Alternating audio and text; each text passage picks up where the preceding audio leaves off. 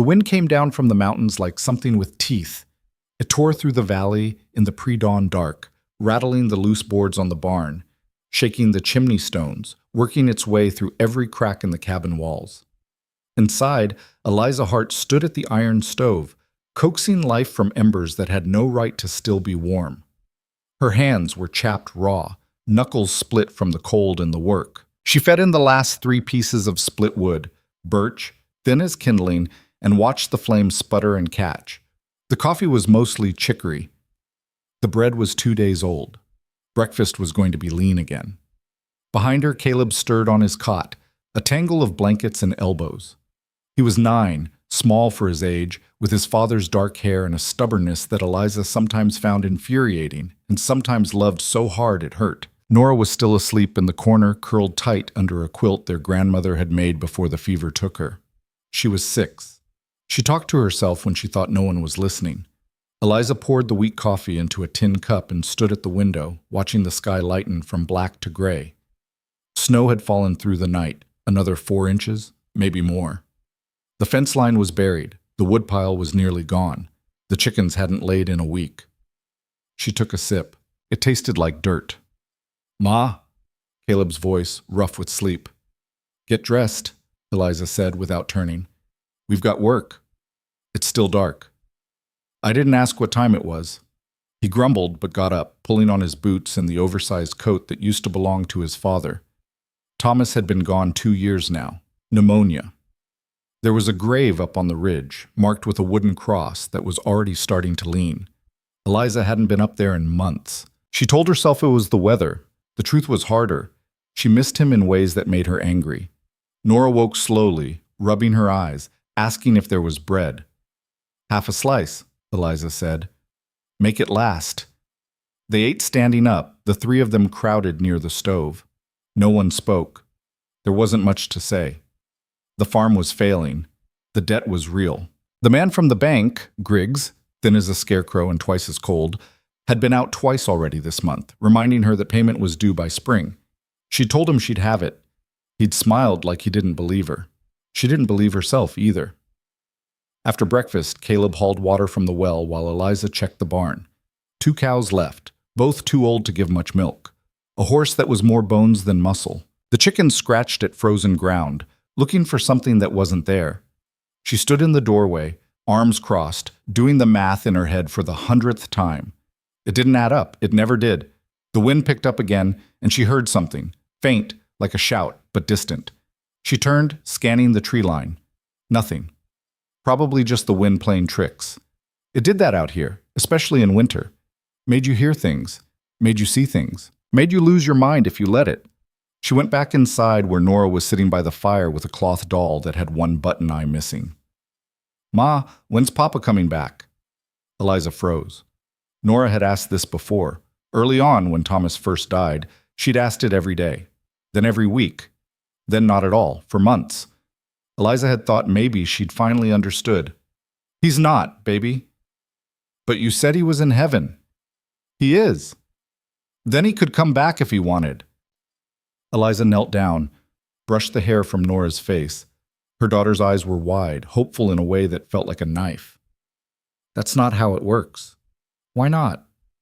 "Because it just isn't." Nora's face crumpled, and Eliza pulled her close, feeling the small body shake with sobs she didn't fully understand. Caleb stood near the door, pretending not to watch. He understood. He understood too much. The day passed in the usual rhythm of survival. Eliza mended a torn sack. Caleb split what little wood was left. Nora played quietly, talking to her doll in a voice too soft to hear. By mid-afternoon, the sky had turned the color of old bruises, and the wind was howling again. Then Caleb came running. "Ma!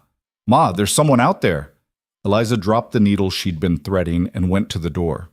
Caleb was pointing toward the south pasture, where the land sloped down toward the creek. "Where?" "By the cottonwoods. I saw him fall." "You sure it wasn't a deer?" "It was a man, Ma. I swear."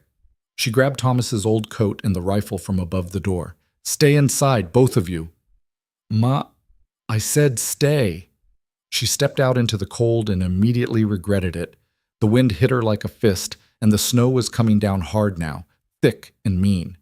She could barely see 10 feet ahead. She moved toward the trees, rifle up, heart pounding. If this was trouble, she wasn't ready for it. If it was help, she didn't trust it. She found him near the creek, half buried in snow. He was face down, one arm twisted under him, the other stretched out like he'd been reaching for something. His clothes were wrong, too fine, too clean, a wool coat with brass buttons, leather gloves, boots that weren't worn through. Blood streaked the snow around him, dark and fresh. Eliza approached slowly, rifle aimed at his back. "Hey, you alive?" No response. She nudged him with her boot. Nothing. She knelt, rolled him over. He was younger than she'd expected, maybe 40, with a strong jaw and a face that looked like it had seen its share of fights. There was a gash above his left eye, and his shirt was soaked with blood from a wound in his side. His breathing was shallow, ragged. She should leave him. That was the smart thing, the safe thing. She didn't know this man, didn't know what he'd done or who he'd angered, and out here, strangers meant trouble more often than not. But she didn't leave him. She slung the rifle over her shoulder, grabbed him under the arms, and started dragging. He was heavy, dead weight, almost literally. Her boots slipped in the snow, and twice she nearly fell. The cabin felt a mile away, though it couldn't have been more than 100 yards. By the time she got him to the porch, her lungs were burning and her arms felt like they were going to tear off. Caleb opened the door, eyes wide. "Help me get him inside." "Ma, who is he?" "I don't know. Move." Together, they hauled him in and laid him out on the floor near the stove. Nora stood in the corner, clutching her doll, staring. Eliza pulled off the man's coat and shirt, revealing the wound. It was bad, a bullet hole clean through the side, just above the ribs. The bleeding had slowed, but not stopped. She grabbed a cloth, pressed it hard against the wound.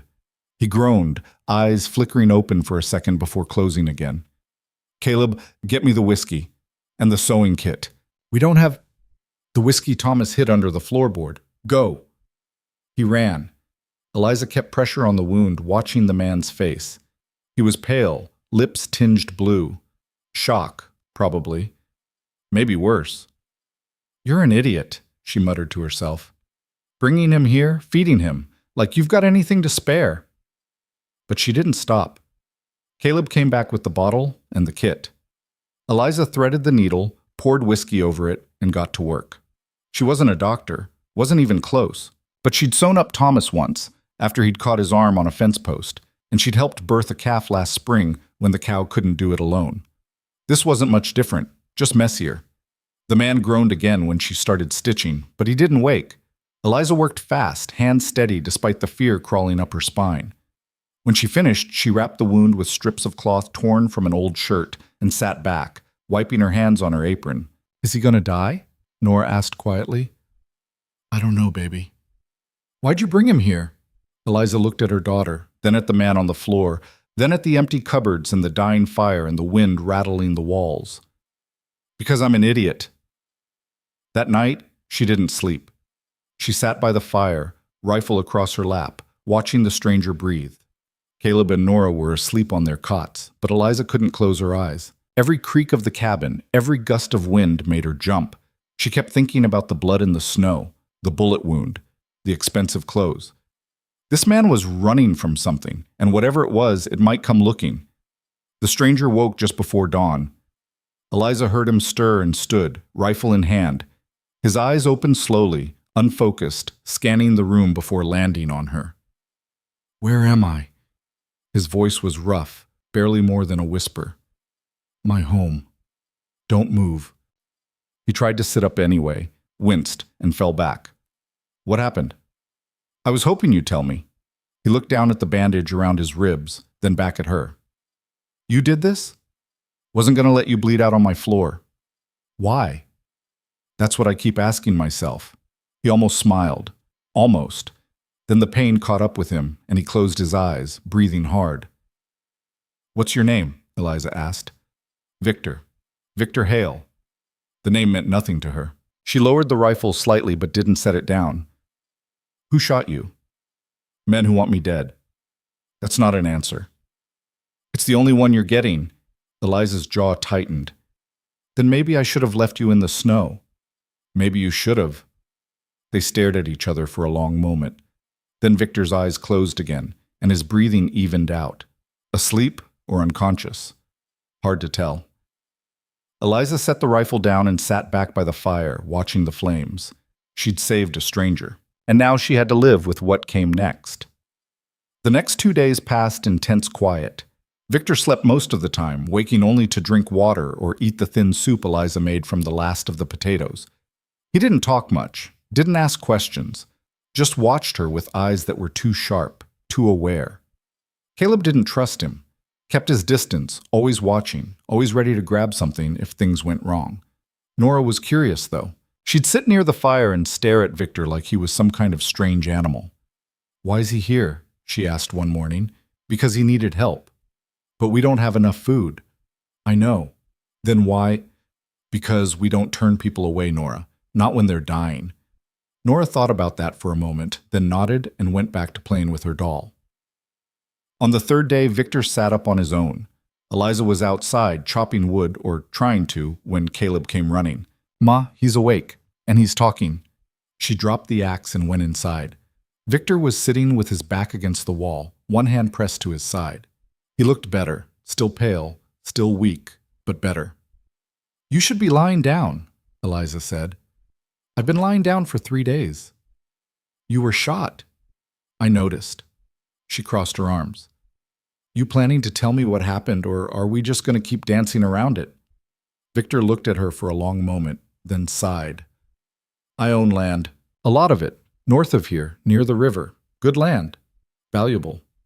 And? And someone wants it." "Who?" "A man named Cray. Jacob Cray. He's been buying up homesteads, ranches, anything he can get his hands on. If you won't sell, he finds other ways to convince you." "Like shooting you?" "Like that." Eliza felt something cold settle in her chest. "Why'd you come here?" "I didn't. I was trying to get to the next town. I got ambushed on the road, took a bullet, and my horse threw me. I walked as far as I could before I collapsed." "So you just happened to end up on my land." "Lucky you. That's not funny." "Wasn't trying to be." Eliza turned away, staring at the fire. Her mind was racing. If this man was telling the truth, if he really was being hunted, then she'd just painted a target on her family. "You need to leave," she said quietly. "I can't." "You can, and you will." "I'm too weak to ride, and even if I wasn't, they're probably still looking for me." That's not my problem." "It is now." She spun around, anger flashing. "I saved your life. I don't owe you anything else." "I know, but if I leave, they'll track me here. And when they do, they won't care who else is in the way." The words hung in the air like smoke. Caleb stepped forward. "Ma, maybe we should—" "Go check the barn," Eliza said, her voice sharp. "But now." He went, taking Nora with him. The door slammed behind them. Eliza turned back to Victor. "How many men are we talking about?" "At least 6, maybe more." "Armed?" "Very." "And you think they'll come here?" "I think it's possible." "Possible." "Likely." Eliza laughed, a bitter sound. "I've got 2 kids, a failing farm, and 1 rifle with maybe 10 bullets left. What exactly do you think I'm supposed to do?" Victor met her eyes. "Fight." "I'm not a fighter." "You pulled me out of the snow when you should have left me. You stitched me up when you had no reason to. That takes guts. That takes something most people don't have. That takes stupidity." "Maybe, but it's the kind of stupidity that keeps people alive out here." Eliza wanted to argue, wanted to throw him out, bolt the door, and pretend none of this was happening. But deep down, she knew he was right. If those men came, they'd come whether Victor was here or not. And she had to be ready. That night, she didn't sleep again. She sat by the window, rifle in hand, watching the dark. The wind had died down and the snow had stopped, leaving everything silent and still. Too still. Victor was asleep by the fire. Caleb and Nora were in their cots, breathing soft and even. The cabin creaked, settling in the cold. And then she saw it. Movement. Out past the barn, near the tree line. She stood, heart hammering, and moved to the door, pressed her ear against the wood, listening. Footsteps. Slow, deliberate. More than one person. She turned, about to wake Victor, when the door exploded inward. The first man came through fast, gun raised. Eliza swung the rifle up and fired without thinking. The shot was deafening in the small cabin. The man stumbled back, clutching his shoulder, and fell. Then there were more. 2, 3, 4 of them, pouring through the door. Caleb screamed. Nora was crying. Victor tried to stand, but his legs gave out. Eliza fired again. Missed. One of the men grabbed her, slammed her against the wall. The rifle clattered to the floor. "Where is he?" the man snarled. His breath stank of tobacco and whiskey. "I don't know what you're talking about." He hit her. Hard. Her head snapped back and she tasted blood. "Victor Hale. We know he's here." "He's not." Another hit. The world spun. Then Caleb was there, swinging a piece of firewood at the man's head. It connected with a sickening crack, and the man went down. The other men turned, guns swinging toward Caleb. "No!" Eliza lunged, throwing herself between them and her son. A shot rang out, but it wasn't from their guns. Victor stood by the fire, Eliza's rifle in his hands, blood soaking through his bandage. He'd shot one of the men in the leg. The man screamed and dropped. The others hesitated. "Get out," Victor said, his voice cold, "or the next one goes through your head." For a moment, no one moved. Then the men backed toward the door, dragging their wounded with them. One of them, tall, with a scar across his cheek, pointed at Victor. "Cray's coming for you, and when he does, everyone here dies." Then they were gone. Eliza stood in the middle of the cabin, shaking, blood dripping from her split lip. Caleb was next to her, pale and wide-eyed. Nora was sobbing in the corner. Victor lowered the rifle and collapsed. Eliza caught him before he hit the floor. "You're bleeding again," she said. "I noticed." She looked at the door hanging crooked on its hinges, looked at her children, looked at the man in her arms. "This was a mistake," she whispered. "Probably. We're all gonna die." "Maybe." She laughed, a wild, desperate sound. "You're not very good at reassuring people." "Never was." She helped him back to the fire, redressed his wound as best she could. Her hands were shaking. Everything was shaking. Caleb stood by the broken door, staring out into the night. "Ma," he said quietly, "what do we do now?" Eliza looked at him, looked at Nora, looked at Victor. "We get ready," she said. "For what?" "For whatever comes next." Because she knew, they all knew, that this was just the beginning. The men would be back. And next time they wouldn't hesitate.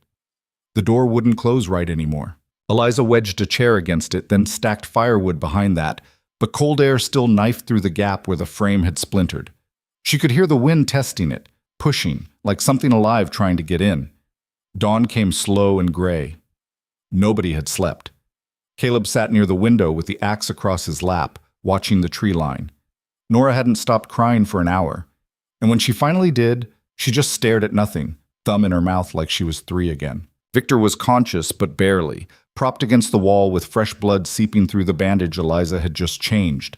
She stood in the middle of the cabin, trying to think. The smart thing would be to run, pack what they could carry, take the horse, and disappear into the mountains before Cray's men came back. Maybe make it to the next town. Maybe find help. But the horse was half dead already.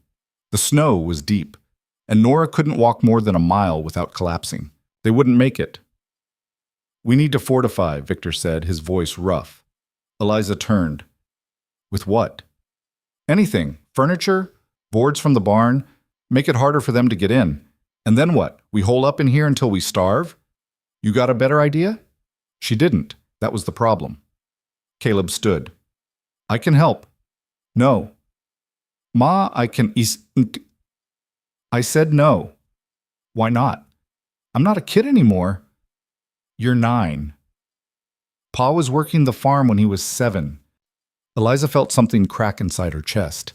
She wanted to yell at him, to tell him he was too young, too small, that this wasn't his fight. But the look on his face stopped her. He wasn't scared anymore. Or if he was, he'd buried it deep enough that it didn't show. He looked like Thomas. "Fine," she said quietly. "But you do what I say. No arguing." "Yes, ma'am." Victor pushed himself up, grimacing. "The barn. There's tools out there. Nails, hammer, saw if you've got one. We board up the windows, reinforce the door, make this place a fortress. A fortress, Eliza repeated.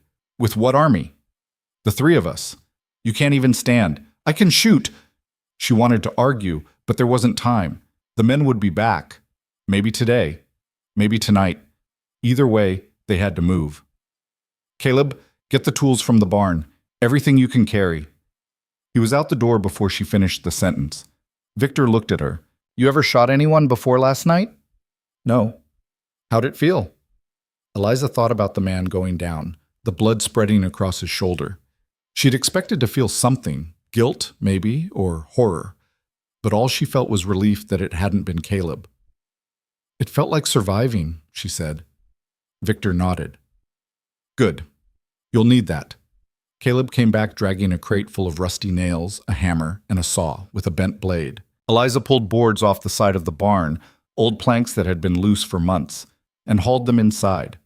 They worked fast, nailing the boards across the windows, leaving just enough gap to see out and shoot through if it came to that. Nora sat by the fire, humming to herself. It was a song Thomas used to sing, something about a river and a girl who drowned. Eliza had always hated that song. By midday, the cabin looked like a trap, dark, cramped, suffocating. But it was defensible. That was something. Victor sat near the door, cleaning Eliza's rifle. His hands were steady despite the pain. He checked the chamber, counted the bullets. 10 rounds, he said. I know. That's not enough. I know that too. He looked at her. You got anything else? Another gun? A knife? There's a hunting knife in the barn, and Thomas's revolver, but it hasn't worked in a year. Get them anyway. She did. The knife was dull but heavy. The revolver was worse than useless. Rusted shut, the cylinder jammed. She tossed it on the table. That's it, she said. That's everything. Victor picked up the revolver, turned it over in his hands. I can fix this. Maybe. With what tools? With what we've got. He went to work on it, prying at the cylinder with the tip of the knife. Eliza watched for a moment, then turned away. She didn't have the energy to hope. Caleb was at the window again, staring out. See anything? Eliza asked. No, but they're out there. How do you know? I can feel it. She wanted to tell him he was imagining things, but she felt it too. A pressure in the air, like the moment before a storm breaks. Ma, Nora said softly. I'm hungry. Eliza's stomach twisted. There was half a loaf of bread left and some dried meat that was more leather than food. That was it. No potatoes, no flour, no eggs. She cut the bread into 3 pieces, gave the largest to Nora. What about you? Caleb asked. I'm fine. You haven't eaten since yesterday. I said I'm fine. He didn't push it, just took his piece and ate in silence. Victor didn't ask for any. Eliza brought him water instead, and he drank it slow, wincing with every swallow. You need to rest, she said. I need to stay awake. You're going to bleed out if you don't. I'll be fine. You don't know that. Neither do you. They stared at each other, both too stubborn to back down. Then Victor smiled, just a flicker, barely there. You're tougher than you look, he said. I'd have to be. The afternoon dragged. Eliza kept herself busy checking the boards, sharpening the knife, boiling snow for drinking water. Anything to keep her hands from shaking. Caleb stayed at the window. Nora fell asleep by the fire, her doll clutched tight against her chest. Victor got the revolver working. It took him 2 hours, but he did it. Pried the cylinder free, cleaned out the rust with a strip of cloth and some gun oil he had in his coat pocket. When he was done, he spun the cylinder and it clicked smooth. How many bullets? Eliza asked. 3. That's it? That's it. 13 rounds total, against 6 men, maybe more. The math was bad. The sun was setting when they heard the horses. Caleb saw them first. Ma, they're coming. Eliza grabbed the rifle and moved to the window. 4 riders coming slow through the snow. They stopped about 50 yards out, just at the edge of the clearing. One of them dismounted, tall, broad-shouldered, with a thick beard and a coat made of bearskin. He walked forward alone, hands raised. Victor Hale, he shouted. I know you're in there. Victor stood, gripping the revolver. That's Cray. The one who wants you dead? That's him. Cray stopped about 20 yards from the cabin. I'm here to talk. That's all. No shooting. No trouble. Eliza looked at Victor. You believe him? Not for a second. Hail! Cray shouted again. You got 10 seconds to come out, or we burn the place down with everyone inside. Victor moved toward the door. Eliza grabbed his arm. Don't. I have to. You walk out there, you're dead. And if I don't, you all are. We can fight. With 13 bullets and a woman who's never been in a gunfight before, you'll last 5 minutes. Then we last 5 minutes. Victor looked at her, something unreadable in his eyes. Why are you doing this? Because I'm tired of running. I'm tired of losing. And I'm tired of men like him taking whatever they want. That's not a good enough reason to die. It's the only one I've got. For a moment, neither of them moved. Then Victor pulled his arm free and opened the door. Cray smiled when he saw him. There you are. Thought maybe you'd bled out. Not yet. That's a shame. Would have saved me the trouble. Victor stepped out onto the porch, revolver in hand but pointed at the ground. What do you want? You know what I want. Your land. Your name on a deed transferring it to me. You do that, I let you walk away. And if I don't, then I take it anyway, along with this farm and everyone in it. Eliza stepped out behind Victor, rifle raised. Cray's smile widened. And who's this? The widow? Get off my land, Eliza said. Your land? Cray laughed. Lady, you don't own this land. The bank does. And come spring, when you can't pay, it'll be mine anyway. Over my dead body. That can be arranged. Victor raised the revolver, aimed it at Cray's head. Leave. Now. Cray didn't flinch. You gonna shoot me, Victor? In front of the woman and her kids? That the kind of man you are? If I have to be. Then do it. The air went still. Eliza's finger tightened on the trigger. Victor's hand didn't shake. Cray just stood there, grinning like he'd already won. Then one of the riders behind Cray raised a rifle. Eliza saw it, swung her gun toward him, fired. The shot went wide, but it was enough. The rider's horse spooked, reared.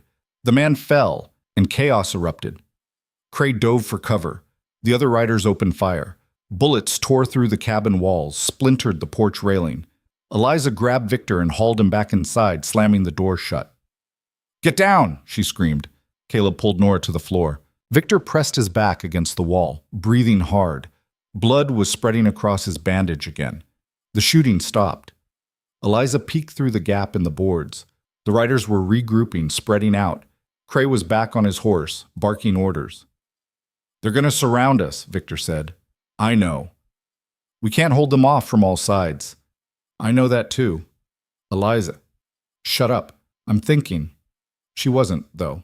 Her mind was blank, racing, too full of fear to land on anything useful. She looked at Caleb, at Nora, at the rifle in her hands. This was it. This was how it ended. Then she saw the barn. Caleb, she said, the irrigation ditch, the one your father dug 2 years ago. It's still there? Yeah, but it's frozen. If we broke the ice, if we opened it up, how much water would come through? I don't know. A lot, maybe. Why? An idea was forming. Stupid. Desperate, but it was something. Victor, can you shoot from the loft window in the barn? He looked at her. Probably. Why? Because we're not staying here. We're moving to the barn. That's insane. You got a better idea?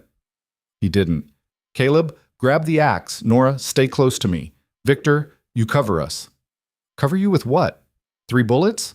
Make them count. She didn't wait for an argument. She threw the door open and ran. The barn was 30 yards away. It felt like 30 miles. Eliza ran with Nora in her arms, Caleb right behind her. Gunfire erupted again. She heard bullets whistle past, felt one tug at her coat, kept running. They hit the barn door at full speed. Eliza kicked it open, shoved the kids inside, turned back for Victor. He was on the porch, firing. 1 shot. 2. A man screamed. Then he was running, stumbling, barely keeping his feet. Eliza grabbed him as he reached the door and hauled him inside. Slammed the door shut, barred it with a plank. They were in. But they weren't safe. Cray's men were closing in. She could hear them shouting, boots crunching through snow. The barn wasn't built for a siege. The walls were thin. The loft was open. If they came through the door, it was over. Caleb, Eliza said. The ditch. Where is it? North side. But Ma, even if we flood the field, they'll just... Do it. Now. He ran. Eliza climbed the ladder to the loft, rifle in hand. The window was small, but it gave her a clear view of the clearing. She could see 4 men moving toward the barn. Cray was still on his horse, hanging back. She aimed, fired, missed. One of the men fired back. The bullet punched through the wall 6 inches from her head. Victor climbed up beside her, moving slow, the revolver in his hand. 1 bullet left, he said. Then don't waste it. Below, Caleb was smashing through the ice with the axe. Eliza could hear it, sharp, rhythmic cracks. Then a rush of water. The ditch opened. Water poured out, black and freezing, spreading across the field. It hit the first man before he realized what was happening. His boots went out from under him, and he went down hard, rifle flying. The others stopped, confused. Cray shouted something Eliza couldn't hear. Then the water hit the cabin. It pooled around the foundation, seeping through the gaps in the boards. Not enough to flood the inside, but enough to make everything slick, unstable. The men tried to advance, but the ground was ice now, treacherous. One of them fell. Eliza shot him before he could get up. That left 3.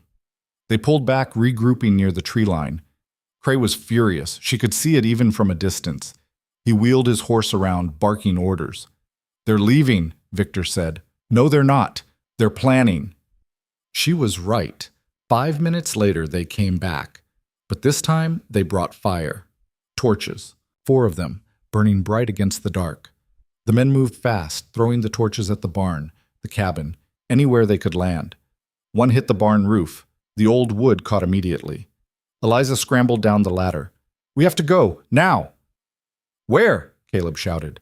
Anywhere but here. Smoke was filling the barn, thick and choking. Flames spread across the roof, crackling, hungry. Nora was coughing, eyes streaming. Eliza grabbed her, pulled her toward the door.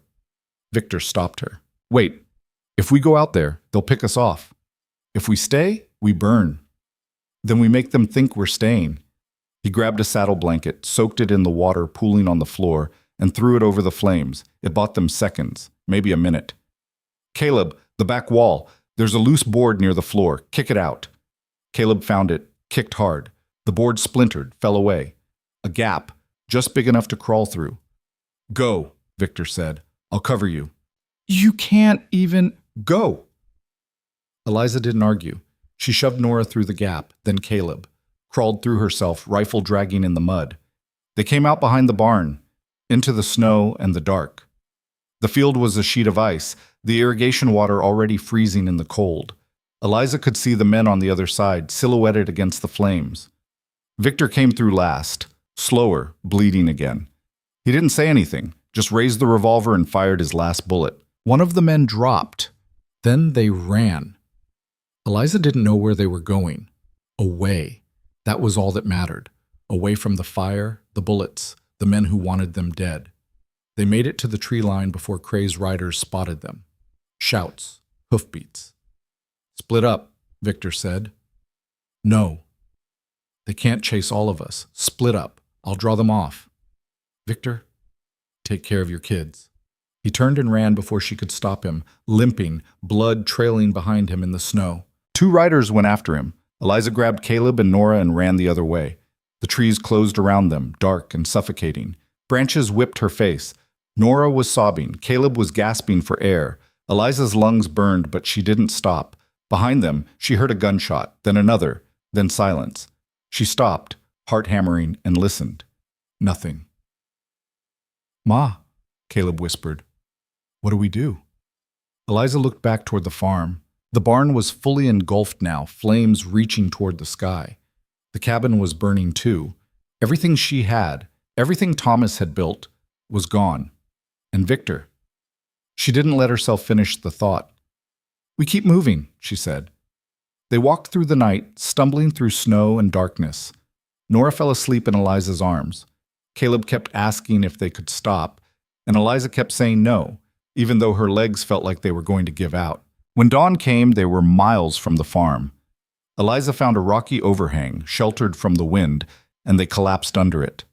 She wrapped Nora in her coat, held Caleb close. They were shivering, exhausted, half frozen, but they were alive. "Is he dead?" Caleb asked quietly. "I don't know." "What do we do now?" Eliza stared out at the gray sky, at the endless snow, at the world that had taken everything from her. "We survive," she said. "That's all we can do." But even as she said it, she didn't believe it, because survival wasn't enough anymore. She wanted more than that. She wanted revenge. They stayed under the overhang for 2 days. Eliza told herself they were resting, regaining strength, waiting for the cold to break. But the truth was simpler. She didn't know where to go. Every direction looked the same, white, empty, hostile. And every time she thought about moving, about dragging her children back out into that frozen waste, her body just refused. Nora developed a cough on the second night, wet and rattling, the kind that sank into the chest and didn't let go. Eliza held her through the worst of it, rocking her like she used to when Nora was a baby, whispering things that weren't quite promises because she didn't have any left to give. Caleb gathered what wood he could find, dead branches mostly, brittle and half-rotted, and kept a small fire going. It wasn't much, barely enough to keep them from freezing, but it was something. On the third morning, Eliza woke to find Caleb gone. She shot upright, panic flooding her veins.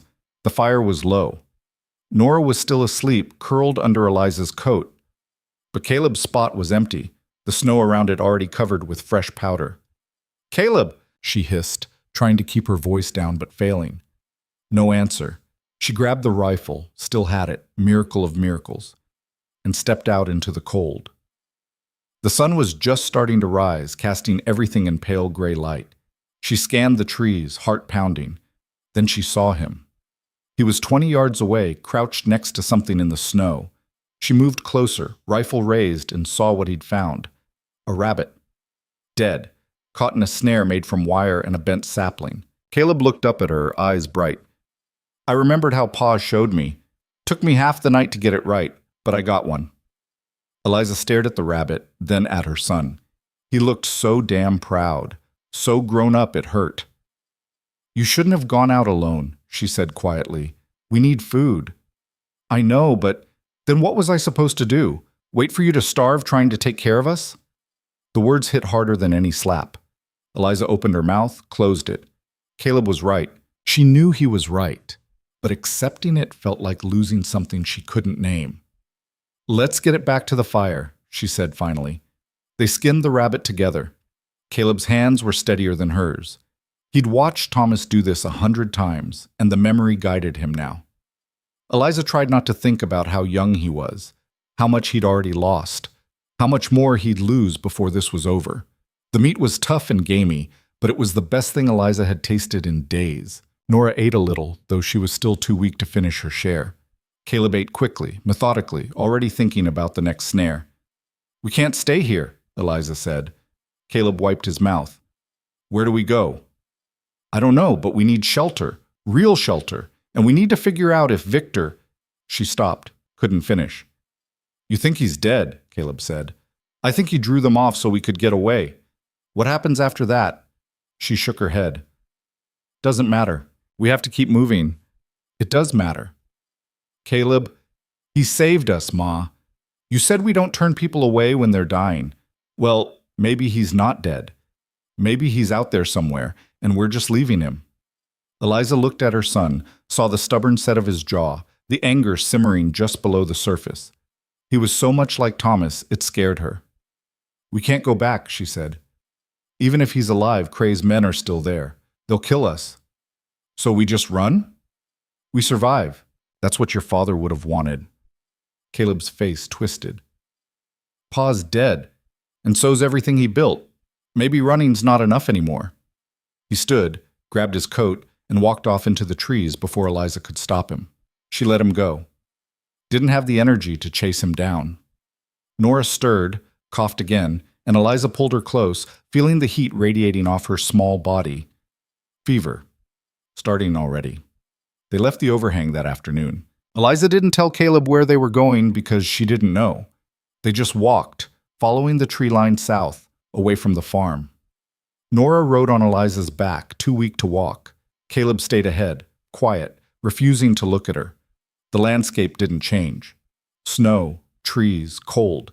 Eliza's feet went numb after the first mile, and by the second she couldn't feel her hands anymore. But she kept walking because stopping meant dying, and she wasn't ready for that yet. Just before dusk, they saw smoke. Caleb spotted it first, a thin column rising above the trees, maybe half a mile west. He pointed, didn't say anything. Eliza nodded. Smoke meant fire. Fire meant people. People meant danger. But people also meant shelter. Stay close, she said. They approached slowly, moving through the trees, trying to stay quiet. The snow made it hard. Every step crunched, loud as a gunshot in the stillness. Eliza kept the rifle ready, finger on the trigger. The smoke came from a small camp, 2 tents, a fire pit, horses tied to a line strung between trees. 4 men sat around the fire, passing a bottle. They were laughing about something, voices carrying through the cold.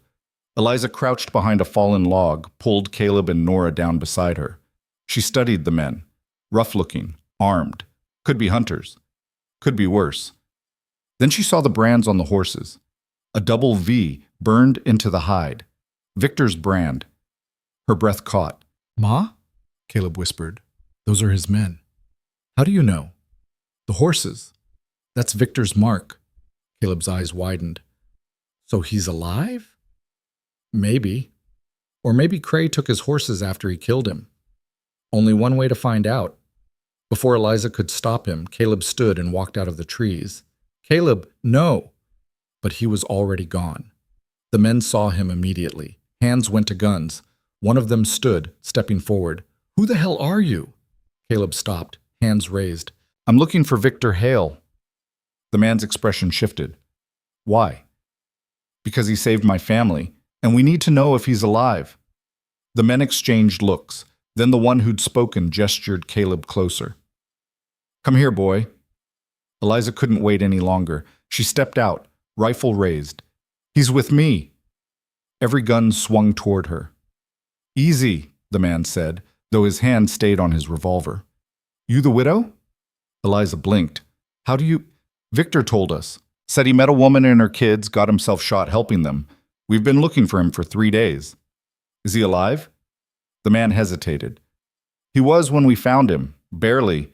Took 2 bullets after he led Cray's men away from you. Lost a lot of blood. We got him stabilized, but—" He shook his head. "It's bad." Eliza felt something loosen in her chest.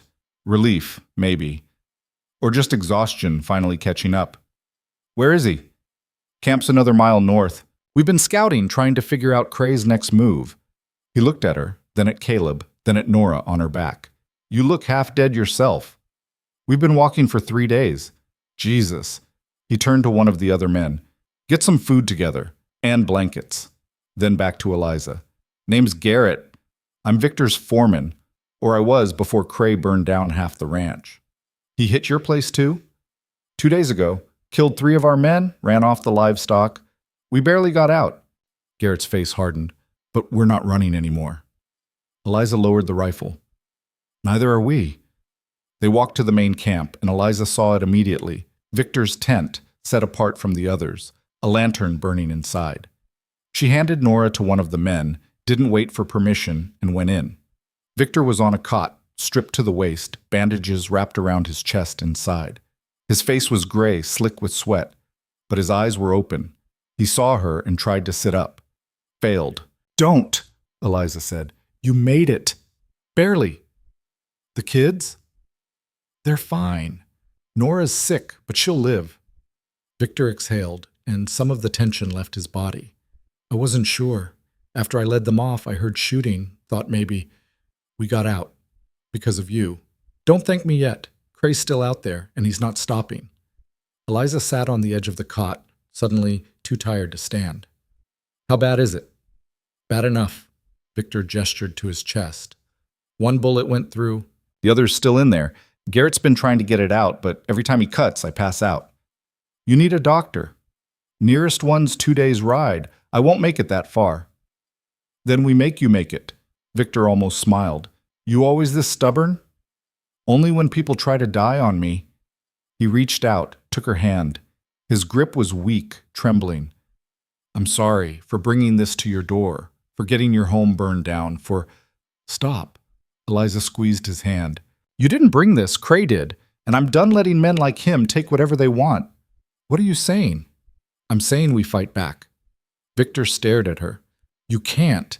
You've got 2 kids and no home. You need to get them somewhere safe. There is nowhere safe. Not as long as Cray's alive. Eliza, he burned my farm. He tried to kill my children. He's not going to stop until we're all dead or gone. She leaned closer, voice low and fierce. So we stop him first. With what? You've got a rifle and maybe 10 bullets left. I've got 6 men and half of them are injured. Cray's got 20, maybe 30. We can't win that fight. Then we don't fight fair. Victor studied her face for a long moment. Then he laughed, a short, pained sound. You really are crazy. Probably. Good. Crazy might be the only thing that works. Garrett came in carrying a flask. Boss, you need to drink something. I need to talk to my men. You need to rest. Garrett, get everyone together, including the widow. Victor, now. Garrett looked at Eliza, then back at Victor. Shook his head, but went. 10 minutes later, they were all gathered around the fire. 6 men, all hard-looking, all armed. Caleb stood next to Eliza, trying to look older than he was. Nora was asleep in one of the tents, bundled in blankets. Victor sat on a stool, one hand pressed to his side. He looked like he was about to fall over, but his voice was steady. Cray thinks he's won, Victor said. He burned my ranch. He burned the widow's farm. He thinks we're running scared. We should be, one of the men muttered. Maybe, but running just means he wins slower. Victor looked around the circle. I'm done running, and I'm done letting him take what's mine. So here's what we're going to do. We're going to hit him where it hurts. We're going to take back what he stole. And we're going to make damn sure he never tries this again. How? Garrett asked. Victor turned to Eliza. Tell them. She hadn't expected that. Swallowed hard, looked at the men staring at her. Rough, dangerous men who'd probably seen more fights than she'd seen winters. And here she was, a widow with 2 kids and no plan. But she spoke anyway. Cray wants land. That's all he cares about. He's been buying up homesteads, ranches, anything with a deed. He's building an empire. So? One of the men said. So empires need something to stand on. Records, deeds, legal proof. Eliza looked at Victor. Where does he keep all that? Victor's eyes narrowed. His office? In town? He's got a lawyer, handles all the paperwork. Then we burn it. Silence. Then Garrett laughed. You want to ride into town and burn down a lawyer's office? Yes. That's insane. That's the point. Victor leaned forward. She's right. Cray's built everything on paper. Take that away and he's got nothing. No legal claim, no leverage. Just a bunch of stolen land he can't prove he owns. And what happens when the law comes after us? Another man asked. The law's already in Cray's pocket, Eliza said. Sheriff, judge, half the town council. They're not going to help us, so we help ourselves. Garrett shook his head. This is crazy. You got a better idea? He didn't. Victor stood, wincing. We leave at first light. Garrett, you take 3 men and scout the town. Find out where Cray's keeping his records, how many guards he's got. The rest of us will set up a fallback position in case things go south. And what about you? Garrett asked. You can barely stand. I'll manage. Victor, I said I'll manage. Eliza watched the exchange, saw the worry on Garrett's face, the determination on Victor's. These men would follow him into hell if he asked. And he was asking. The meeting broke up. The men scattered, checking weapons, preparing gear. Caleb stayed close to Eliza. You really think this will work? He asked quietly. I don't know. But you're doing it anyway. Yes. Why? Eliza looked at him. Because if we don't, men like Cray win. And I'm tired of watching them win. Caleb nodded slowly. Pa would have done the same thing. Your father would have told me I was crazy. Yeah, and then he would have done it anyway. Eliza pulled him close, held him tight. You're too smart for your own good. I learned from you. They stayed like that for a moment, then Caleb pulled away and went to check on Nora. Eliza stood alone by the fire, staring into the flames. Tomorrow, they'd ride into town. Tomorrow, they'd start a fight they might not survive. But tonight, for the first time in months, Eliza didn't feel helpless. She felt dangerous. And that was enough. The next morning came too fast. Eliza woke to Garrett shaking her shoulder, the sky still dark. She'd barely slept, kept jerking awake at every sound, hand reaching for the rifle that wasn't there because she'd left it propped against the tent. "Time to move," Garrett said. She sat up, every muscle screaming. Nora was still asleep, breathing easier now. The fever had broken sometime in the night. Caleb was already awake, sitting by the fire, sharpening a knife one of the men had given him. Victor was up too somehow. He looked worse than yesterday, paler, moving slower, but he was saddling a horse like nothing was wrong. Eliza walked over. "You shouldn't be riding." "Probably not." "Then don't." "Can't lead from a tent." "You can if you're dead." Victor cinched the saddle, turned to face her. "I've been shot before. I'll be fine." "You've also got a bullet still in you." "Yeah, well, I'm working on ignoring that." She wanted to argue, to tell him he was being stupid, that he was going to get himself killed. But the look on his face stopped her. He wasn't doing this out of pride or stubbornness. He was doing it because these men needed to see him standing, needed to believe he wasn't broken, even if he was.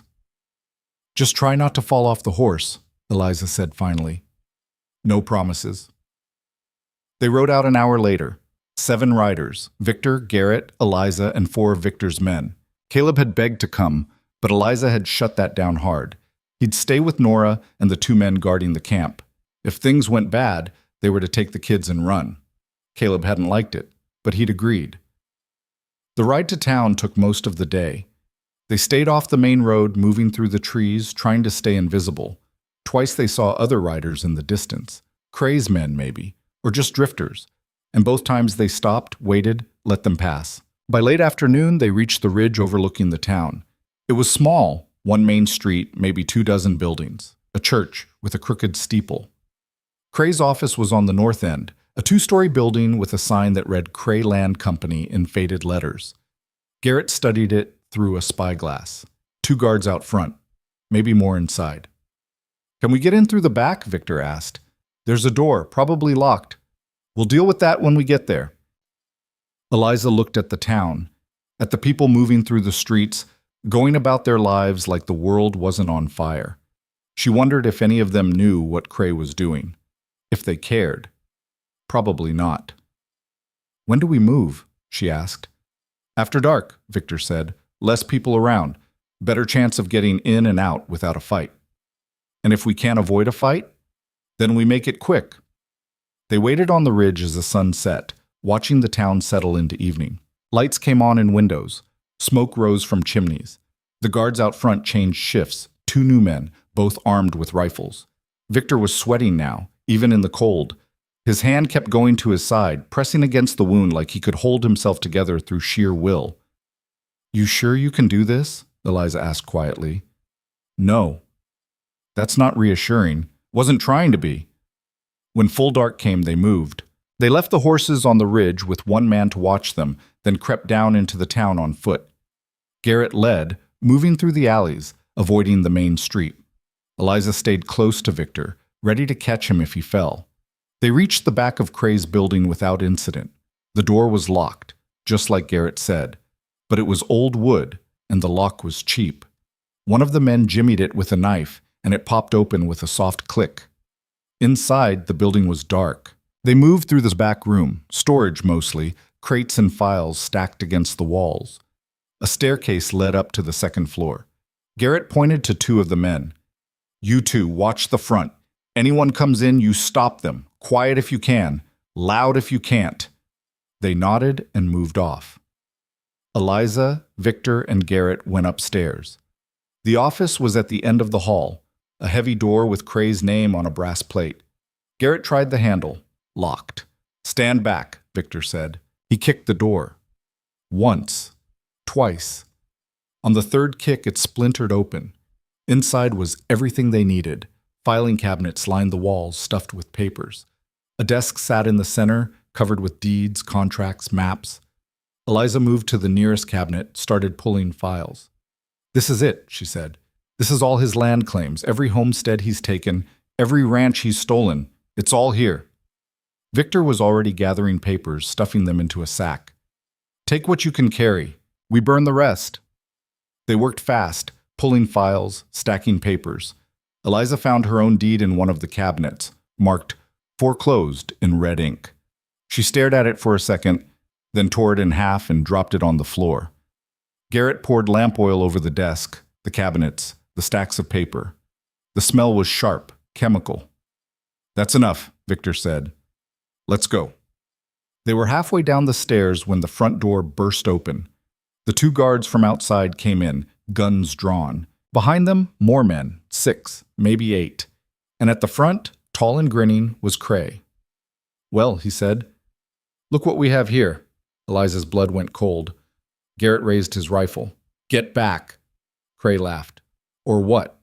You'll shoot me in front of witnesses? You'll hang for that." "Maybe, but you'll still be dead." "Garrett," Victor said quietly, "don't." "Boss, they've got us pinned." "I know." Cray stepped forward, still smiling. "Victor, you look terrible. Shouldn't you be in bed? Shouldn't you be in hell? Probably. But I'm having too much fun here." Cray's eyes shifted to Eliza. "And you brought the widow. How sweet."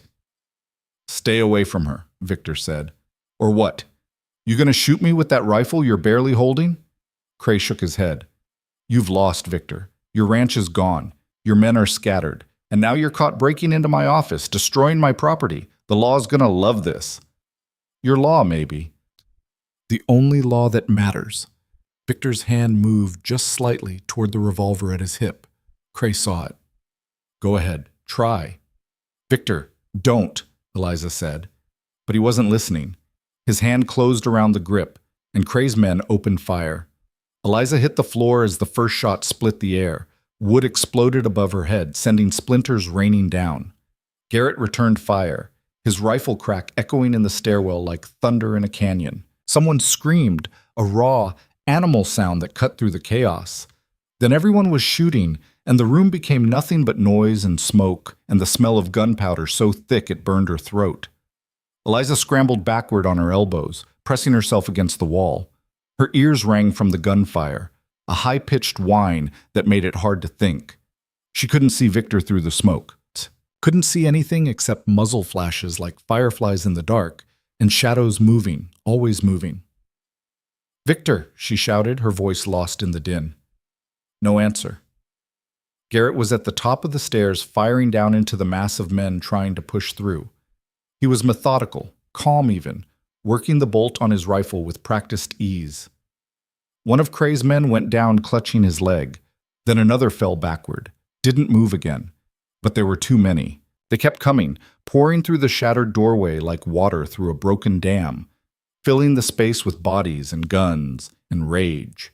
Eliza's hand found the rifle she'd dropped. She raised it, aimed at a shape moving through the smoke, and pulled the trigger without letting herself think about what she was doing. The man fell. She worked the bolt with shaking hands, aimed again. Fired. Missed this time. The bullet punched through the wall behind the man's head. He ducked, returned fire. The shot went wide, but close enough that Eliza felt the displacement of air. She fired again. This time she didn't miss. Then she saw Victor. He was on his knees near the office door, one hand pressed to his side where fresh blood was spreading across his shirt like spilled ink. The bandage Eliza had wrapped so carefully was completely soaked through now. He'd torn the wound open again. Maybe worse than before. She crawled to him on hands and knees, bullets chewing up the floor around her, sending up puffs of dust and wood chips. "Can you move?" she shouted over the gunfire. He looked at her, eyes unfocused, struggling to stay present. "I don't think so." "You have to." "Eliza, but—" "Now, Victor, we're leaving now." She grabbed him under the arms, hauled him up with strength she didn't know she had. He was heavier than she remembered, or maybe she was just weaker after days without proper food or sleep. Didn't matter. She got him upright, got his arm over her shoulder, and started dragging him toward the back stairs. Every step felt like moving through mud. Victor's feet barely worked, dragging uselessly. His weight pulled at her, threatening to bring them both down. But she kept moving because stopping meant dying. Garrett saw them retreating. "Go, I'll cover you." He stepped fully into the stairwell, exposing himself, firing both pistols now in a desperate attempt to give them the seconds they needed. Eliza saw him take a hit. Bullet caught his left arm, spun him partway around, but he didn't go down, just kept firing with his right hand. Eliza didn't look back again, just pulled Victor down the hall, through the back room where they'd entered, out the door into the cold night air. The alley was dark and empty except for the sound of their ragged breathing. She could hear shouting from inside the building, boots pounding on wood floors. They had maybe a minute before Cray's men came after them, maybe less. "Can you ride?" she asked, already knowing the answer. Victor's head lolled to one side. His skin was gray, slick with sweat despite the cold. "Maybe." "That's not good enough. It's all I've got." They stumbled through the alley like drunks, came out on the side street where lamps cast weak pools of yellow light. The horses were a quarter-mile away, up on the ridge where they'd left them. Might as well have been 100 miles. Behind them, the building erupted in flame. Fire bloomed in the second-floor windows, orange and hungry, reaching for the sky. Garrett must have lit the lamp oil before he ran. The flames spread fast, eating through the old dry wood, destroying everything inside. All of Cray's records, his legal claims, his carefully constructed empire, all of it turning to ash. Good. Let it all burn. Men spilled out of the front door, coughing, stumbling, clothes smoldering. Cray was with them, face twisted with rage so pure it looked like madness. His eyes swept the street, found Eliza and Victor trying to escape. He pointed. "There, get them." Eliza pulled Victor forward, moving as fast as she could. He was barely conscious now, feet dragging, dead weight in her arms. She wouldn't make it to the ridge, wouldn't even make it out of town. Then hoofbeats. 3 riders came around the corner at full gallop, their horses' hooves striking sparks on the frozen ground. Garrett and the 2 men who'd been watching the horses. Garrett had a spare mount on a lead line, and blood was streaming down his wounded arm, but he sat straight in the saddle like nothing was wrong. "Move!" he shouted. Eliza shoved Victor toward him. Garrett and one of the men grabbed Victor under the arms, hauled him onto the spare horse like a sack of grain. They tied him into the saddle with rope, working fast while Eliza swung onto another horse, barely getting her feet in the stirrups before Garrett kicked his mount forward. They rode hard, gunfire cracking behind them like someone snapping dry branches. Eliza heard bullets whistle past her head, heard men shouting orders and curses. She leaned low over the horse's neck, focused on nothing but staying in the saddle and keeping Victor's horse moving alongside hers. The horse's mane whipped her face. Her hands ached from gripping the reins. Every jolt sent pain shooting through her bruised ribs where she'd hit the floor in the office. But she didn't slow down. They hit the ridge at full speed and didn't stop. Just kept riding, plunging into the trees where branches whipped their faces and grabbed at their clothes. Behind them, the town burned. Eliza could see the glow reflected in the low clouds, could smell the smoke on the wind mixing with pine and snow and horse sweat. They'd done it. They'd burned Cray's records, destroyed his legal claims, struck a blow he couldn't recover from. But Victor was dying. They rode through the night, only stopping when the horses literally couldn't go any farther. The animals were lathered, sides heaving, legs trembling. If they pushed any harder, the horses would drop. Garrett found a dry creek bed, sheltered on 3 sides by rocks and scrub brush, and called a halt. The men dismounted on legs that barely held them. Eliza slid off her horse and went straight to Victor. They cut him loose from the saddle, eased him to the ground as gently as they could. It didn't matter. He barely reacted, didn't make a sound even when they jostled the wound. The bandage was completely soaked through, dark and wet. When Eliza peeled it back with shaking fingers, she saw why. The bullet wound from days ago had reopened, the stitches torn clean through, and there was a new hole just below it, fresh, still bleeding hard, the edges ragged. "He got shot again," she said, her voice flat and empty. "In the stairwell," Garrett confirmed, pressing his own wound with a cloth. Blood seeped between his fingers, but he ignored it. "I saw it happen. Bastard got him while he was covering us. He didn't say anything." "Of course he didn't." Eliza's hands moved automatically, pressing against the wounds even though she knew it might not be enough. Blood welled between her fingers, hot and slick and relentless. Too much blood. Far too much. One of the men, a young guy named Thomas, who couldn't be more than 20, spoke up. "We need to get that bullet out." "With what?" Eliza snapped, fear making her voice sharp. "We don't have tools. We don't have a doctor. We don't have laudanum or whiskey or anything to help him. We don't have anything." "Then he dies," Thomas said quietly. "That bullet stays in, he dies. We try to take it out, maybe he dies. But maybe he doesn't." The words hung in the cold air, brutal and true. Eliza looked down at Victor. His face was the color of old paper, lips tinged blue. His breathing was shallow and irregular, rattling in his chest like something broken trying to work. He was already halfway gone, already more dead than alive. "No," she said, surprised by the strength in her own voice. "He doesn't die. Not like this. Not after everything." She turned to Garrett. "You got a knife?" "Yeah, but Eliza..." "Heat it in the fire and get me something for him to bite on." "A piece of leather, cloth, anything." "You can't do this. You're not a doctor." "I don't have to be a doctor. I just have to not let him die." She met Garrett's eyes. "Now move." Garrett moved. They built a small fire, shielded it with rocks and their own bodies so the light wouldn't carry far. Couldn't risk Cray's men tracking them, not when they were this vulnerable. Garrett heated the knife blade in the flames until it glowed dull red. Eliza found a piece of leather from someone's saddlebag, folded it into a thick strip. Victor's eyes flickered open as they positioned him, saw what they were preparing to do. "This is going to hurt," Eliza said quietly, her hand steadier than she felt. His voice was barely a whisper. "Everything hurts. It's about to get worse. Can't wait." He tried to smile, but it came out as more of a grimace. She almost laughed. Almost. Then she took the heated knife from Garrett, positioned the leather between Victor's teeth, and cut. Victor's body went rigid, every muscle locked, tendons standing out in his neck like cables. The leather muffled his scream, but she heard it anyway, felt it in her bones, would probably hear it in her nightmares for the rest of her life. She worked as fast as she could, fingers slick with blood, trying to find the bullet.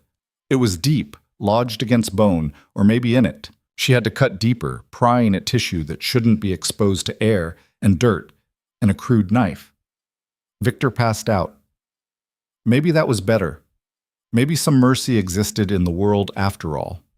She found the bullet after what felt like hours, but was probably only minutes, gripped it with her fingernails, no other tool available, and pulled. It resisted, stuck in tissue or bone. She pulled harder, felt something give, and it came free, small and misshapen, covered in blood and matter she didn't want to think about. She dropped it in the dirt like it had burned her. Then she pressed the hot knife against the wound to cauterize it. Victor's body jerked even though he was unconscious, some deep animal part of him responding to the pain. The smell of burning flesh filled her nostrils, made her stomach heave.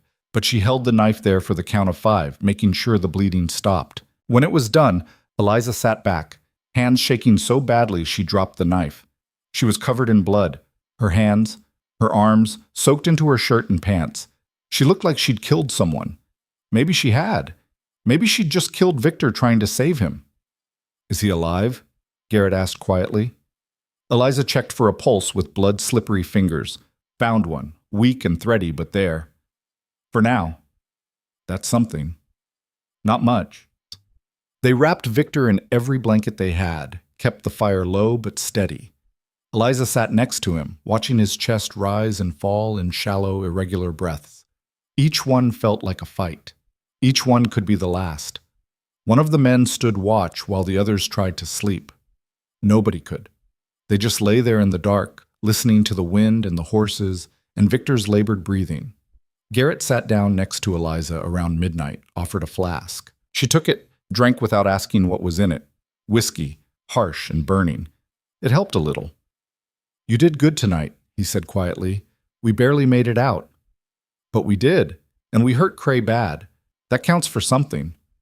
"Does it?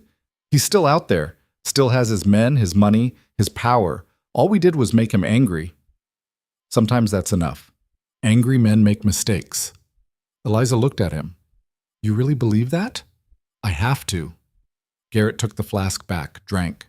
After everything we've lost, I have to believe it meant something. They sat in silence for a while, both lost in their own thoughts. Then Garrett spoke again, his voice barely above a whisper. Victor talked to you about the land? About what happens if he doesn't make it? He mentioned it. Did he tell you everything? Like what? Garrett hesitated, choosing his words carefully. He's got property, a lot of it. Ranch land, water rights, timber claims, and with his records gone, Cray can't prove ownership of any of it legally. But if Victor dies without a clear heir, without someone to take over, it all goes into probate. And Cray's got judges in his pocket. He'll tie it up for years in court, then take it piece by piece through legal manipulation. So what are you saying? I'm saying Victor needs to make sure his land goes to someone Cray can't touch, someone with a legitimate claim, someone who'll fight for it. Garrett paused. Someone like you. Eliza stared at him. You're talking about me taking over his ranch. I'm talking about protecting what he built, what he died for. He's not dead yet. No, but when... Garrett stopped, started again. Look, you've got kids. You've got homestead rights. You stood against Cray when everyone else ran. Victor trusts you. And if Victor trusts you, that's good enough for every man here. I can't run a ranch, Garrett. A week ago, I was struggling to keep chickens alive. You'll learn. We'll teach you, and you won't be alone. Why? You barely know me. Garrett looked at Victor, then back at her. His eyes were serious, sad. Because he saved my life 3 years ago, pulled me out of a stampede that should have killed me. And because I've watched him build something good here, something that matters. I'm not going to let Cray destroy it just because Victor might not survive. Eliza didn't know what to say. The idea was insane, her running a ranch, managing land and livestock, and men who knew 100 times more than she did about all of it. But a week ago, the idea of fighting armed men and burning down buildings had seemed insane too, and she'd done that. If he wakes up, she said slowly, carefully, I'll talk to him about it. Good. But Garrett, if he doesn't wake up, I'm not making any promises. I need to think about my kids first. That's all I'm asking. Victor woke just before dawn. Eliza was dozing, head against her knees, rifle across her lap. She jerked awake at the sound of him groaning, moved closer immediately. Hey, she said softly. Don't try to move. Wasn't planning on it. His voice was rough, barely there. Did we make it? Yeah, we're out. The building burned. All of Cray's records are gone. Good. He closed his eyes briefly. That's good. How do you feel? Like I got shot twice and then had someone carve me up with a dull knife in the middle of nowhere. That's pretty much what happened. Thought so. He tried to smile, but it looked more like a grimace. Still alive, though. Barely. Barely counts. They were quiet for a moment. Around them, the camp was stirring. Men checking weapons, tending to horses, preparing for the day ahead. The sky was starting to lighten in the east, turning from black to gray. Thank you, Victor said suddenly. For what? For not leaving me. You could have. Should have, probably. But you didn't. Eliza shook her head. You drew Cray's men away from my kids. You took bullets meant for us. I wasn't going to leave you bleeding in some alley. Even if it gets you killed? Even then. Victor studied her face with eyes that saw more than she wanted them to. You've changed. How? When I first met you, you were scared, desperate, just trying to keep your head above water and your kids fed. And now? Now you're dangerous. He said it like a compliment. Eliza laughed, a short, bitter sound. I don't feel dangerous. I feel exhausted. That's what makes you dangerous. You're too tired to be scared anymore. And people who aren't scared, they're the ones who change things. She thought about that. He wasn't entirely wrong. The fear that had driven her for months, the fear of losing the farm, of failing her kids, of ending up dead in a frozen field somewhere, it was still there. Would probably always be there. But it didn't control her anymore. Now she was angry. Angry at Cray, at the world, at the unfairness of everything. And anger, she was learning, could be just as useful as fear. Maybe more. Garrett told me about the land, she said after a moment. Victor's expression shifted. Did he? Yeah. Said you need to sign it over before Cray gets his hands on it through probate. He's not wrong. Victor, I can't run your ranch. I don't know the first thing about. You can learn. You're smart, stubborn, and you care about people, which is more than most ranchers can say. He tried to sit up, failed, fell back with a wince. Listen to me. If I don't make it, you will. If I don't, Cray will take everything. The land, the water rights, all of it. He'll turn it into another piece of his empire, and every homesteader in this valley will suffer for it. Every family trying to make an honest living will be crushed under his greed. Then don't die. I'm trying, Eliza. I'm trying real hard, but I need a backup plan. She looked away, stared at the fire that was burning down to coals. I don't want your land because you died trying to save me. Then what do you want? She turned back to him. I want to help you keep it, to fight Cray together, to build something that lasts longer than either of us. Victor was quiet for a long moment. Then, slowly, painfully, he smiled. A real smile this time. Then I guess I'd better survive. You'd better. Over the next 2 days, Victor got stronger. Not much, but enough. He could sit up without passing out, could drink water and thin broth without choking, could stay conscious for hours at a time instead of minutes. The wound looked bad, red and swollen, oozing in places, but it wasn't getting worse. No infection yet. That was something. That was everything. Eliza stayed close, changing his bandages with strips torn from her own clothes since they had nothing else, making sure he ate even when he didn't want to, watching for signs of fever or infection or the dozen other things that could still kill him. Garrett and his men scouted the area constantly, looking for signs of Cray's men. They found tracks, evidence of search parties sweeping the valley, but nothing close. Cray was regrouping, probably planning his next move. They couldn't stay here much longer. On the afternoon of the third day, riders appeared on the ridge. Eliza saw them first while she was refilling water skins at a small spring nearby. 6 men, maybe 7, moving through the trees in a loose line. She grabbed her rifle and ran back to camp, calling out a warning. Garrett and his men took positions immediately, guns ready, using every bit of cover. Victor tried to stand, but Eliza pushed him back down. Stay, she said firmly. Like hell. You can barely walk. You're not fighting. Watch me. But he didn't get the chance to prove it. The riders came closer, and Eliza saw the brands on their horses through Garrett's spyglass. Double V, Victor's mark. These weren't Cray's men. They were Victor's. Garrett lowered his rifle slowly. Stand down. They're ours. The riders came into camp single file, dismounted with the easy grace of men who spent more time on horses than on foot. Their leader was a lean man with a scar across his jaw and eyes that looked like they'd seen everything twice. He went straight to Victor. Boss, his voice was rough but relieved. We heard you were dead. Victor managed a weak smile from where he sat. Not yet, Cole. You look like you're trying, though. Working on it. Cole's expression softened just slightly. We got word about the town, about what you did to Cray's office. His men are going crazy, tearing the valley apart looking for you, but they're disorganized, scared. How many men does he have left? Hard to say for sure, maybe 15. He lost several in the fire when the building collapsed. A few more deserted after word got out about his records burning. They figured if he couldn't pay them legally, he probably wouldn't pay them at all. Smart men. The ones who stayed are true believers or too stupid to quit.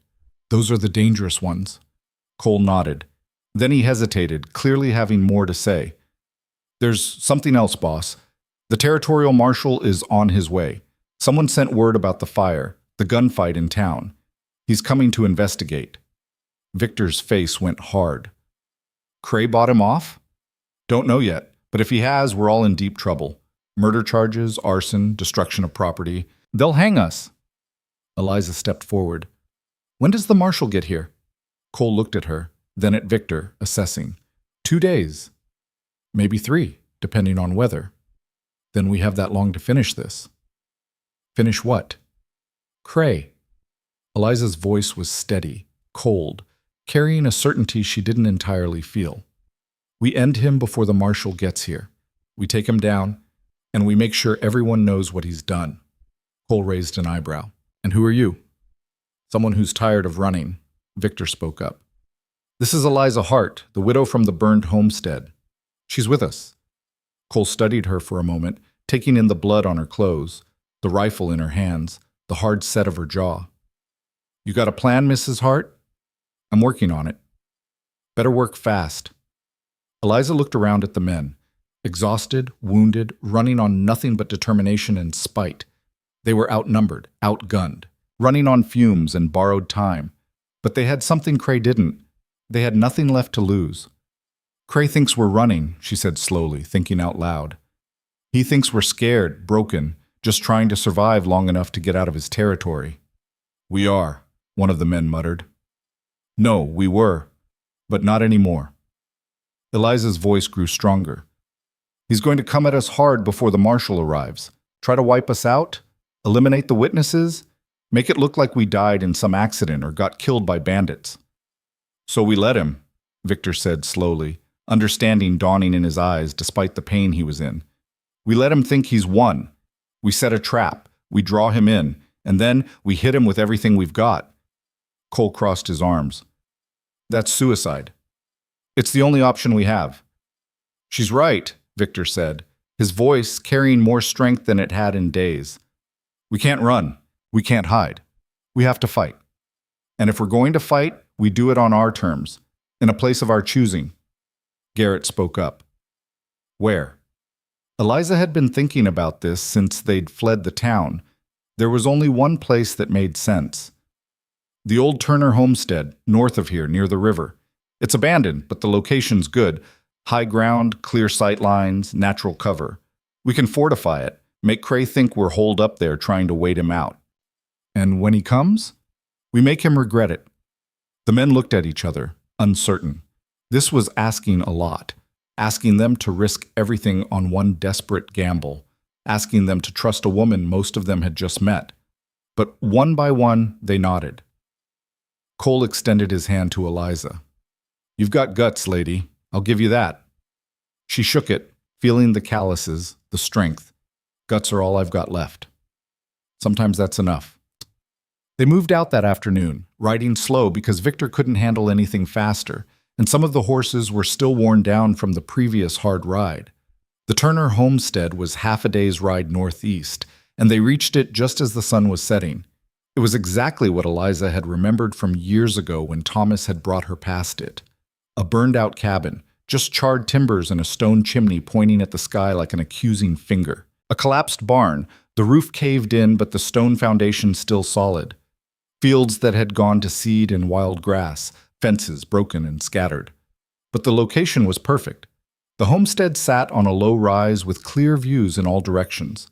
The river ran along the north side, providing water and a natural barrier. There were stands of trees for cover and elevated positions that would be ideal for riflemen. They set to work immediately, and Eliza was impressed by how efficiently Victor's men operated. They'd clearly done this before, prepared defensive positions, planned for sieges. Garrett and his men reinforced the barn's stone foundation, stacking additional rocks they hauled from the river to create better firing positions. They dug shallow trenches around the perimeter, nothing elaborate but enough to provide some cover and make approaching difficult. Cole's men scouted the surrounding area on horseback, setting up tripwires connected to bells and cans, early warning systems. They found good positions in the trees and brush where riflemen could provide covering fire. Eliza worked alongside them, hauling rocks until her hands bled, digging trenches until her back screamed. She didn't ask for special treatment and didn't get any. The men watched her work and said nothing, but she could feel their respect growing. Victor sat on a makeshift cot inside the barn foundation, unable to do much physical work, but directing everything with the tactical mind of someone who'd survived more than one fight. He positioned men, planned fields of fire, identified weak points and how to shore them up. By nightfall, they'd turned the abandoned homestead into something resembling a fortress. It wasn't perfect, nowhere close. The walls were too low in some places, the sight lines blocked by old timber in others. But it would hold, for a while anyway. Eliza sat next to Victor as the sun set, both of them watching the men make final preparations. "This is crazy," he said quietly. "I know. We're probably all going to die tomorrow. Probably. And you're okay with that?" Eliza thought about Caleb and Nora, back at the camp with the men Victor had left to protect them. She'd made Garrett promise, If things went bad here, if they didn't come back, he'd get the kids out. Take them somewhere safe, somewhere far from all this. But she wasn't going to run. Not this time. I'm not okay with it, she said carefully. But I'm done being afraid. Done letting men like Cray take whatever they want while the rest of us just try to survive. Victor nodded slowly. Your husband would be proud of you.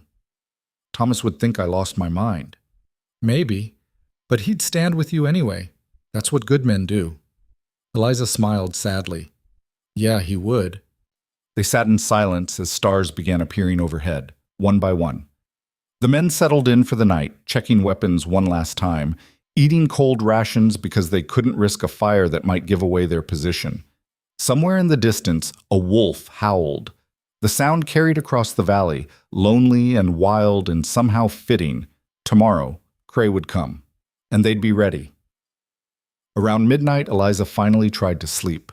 She found a spot against the stone wall, wrapped herself in a blanket someone had given her, and closed her eyes. Sleep didn't come. She kept seeing Thomas's face, kept remembering the day he died, how fast it had happened. One day he was fine, working the farm, making plans for spring. The next, he was burning up with fever, lungs filling with fluid, drowning on dry land. She'd held his hand at the end, promised him she'd take care of the kids, keep the farm running, make sure everything he'd built survived. She'd failed at that. The farm was gone, burned to nothing. But maybe she could keep the other promise. Take care of the kids, give them a future, a home, something worth fighting for, even if it killed her. Can't sleep? She opened her eyes. Garrett was sitting nearby, rifle across his lap, keeping watch. Too much on my mind, she said. Yeah, I know the feeling. You scared? He thought about it. Terrified. But I've been terrified before. You get used to it after a while. I don't think I'll ever get used to it.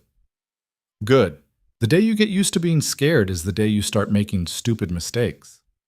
They sat together in comfortable silence, listening to the night sounds. Horses shifting, men snoring, wind rustling through grass. Can I ask you something? Eliza said. Sure. Why are you doing this? You could have run, could have taken your men and disappeared. Why stay and fight? Garrett was quiet for a long moment. Because Victor gave me a chance when nobody else would. I was nothing when I met him. Broke, desperate, one bad decision away from becoming an outlaw. He took me in, taught me honest work, treated me like I mattered. He paused. Men like Victor don't come around often, and when you find one, you don't abandon him, not for anything. Eliza understood that, completely. Get some rest, Garrett said. Tomorrow's going to be hard. You keep saying that, because it keeps being true. She closed her eyes again, and this time sleep came. Fitful and full of dreams, but it came. She woke to the sound of bells ringing. Dawn was just breaking, sky turning from black to gray. The bells, the tripwire warnings, were jangling frantically from multiple directions. Men scrambled to positions, grabbing weapons, peering out at the valley. Eliza grabbed her rifle, moved to where Garrett stood watching through the spyglass. How many? She asked. All of them. Cray brought everyone he has left. She could see them now, even without the spyglass. Riders spreading across the valley in a loose formation, at least a dozen of them. Maybe more behind the trees, and at the front, sitting tall in his saddle despite his wounded arm, was Jacob Cray. He looked furious. Even from this distance, Eliza could see the rage in how he sat, how he gestured to his men. The burning of his office had cost him dearly, and he was here to make them pay for it. Victor pulled himself upright with visible effort, using the stone wall for support. His face was still too pale, but his eyes were clear and focused. Here we go, he said quietly. Here we go, Eliza agreed. Cray's voice carried across the valley, amplified by the morning stillness. Victor Hale. I know you're in there. This ends today. Victor didn't respond, just watched, waiting, conserving energy for when it mattered. You cost me everything, Cray shouted. My office, my records, my reputation. For what? For this? To die in some abandoned homestead with a woman and a handful of beaten men? Still no response. Cray's men were getting into position, spreading out, preparing to attack from multiple angles. They were being cautious this time, learning from their previous mistakes. Last chance, Victor. Come out now and I'll make it quick. You have my word. Victor finally spoke, his voice carrying despite his weakened state. Your word isn't worth the air it takes to say it, Cray. Then you can all die together. Cray raised his hand, gave a signal, and his men started forward. They came slow at first, cautious, spread across the valley in a ragged line. Eliza watched them through the gap in the stones, counting silently. 14 men she could see, maybe more in the trees, held back as reserves. Cray was learning, getting smarter. This wasn't going to be like the last fight where desperation and surprise had saved them. This was going to be methodical, brutal. Hold your fire, Victor said quietly from his position against the wall. Let them get close. Make every shot count. The men waited, fingers on triggers, breathing controlled. Eliza's heart hammered against her ribs, but her hands were steady on the rifle. She'd chosen her position carefully, a gap between two large stones that gave her a clear view of the approach, but protected most of her body. Cray's men came on, 100 yards, 75, 50. Now, Victor said. The morning erupted. Garrett fired first, his shot echoing across the valley like a thunderclap. One of Cray's men jerked in his saddle, fell sideways, hit the ground hard. Then everyone was shooting, and the air filled with gun smoke and noise and the screams of wounded horses.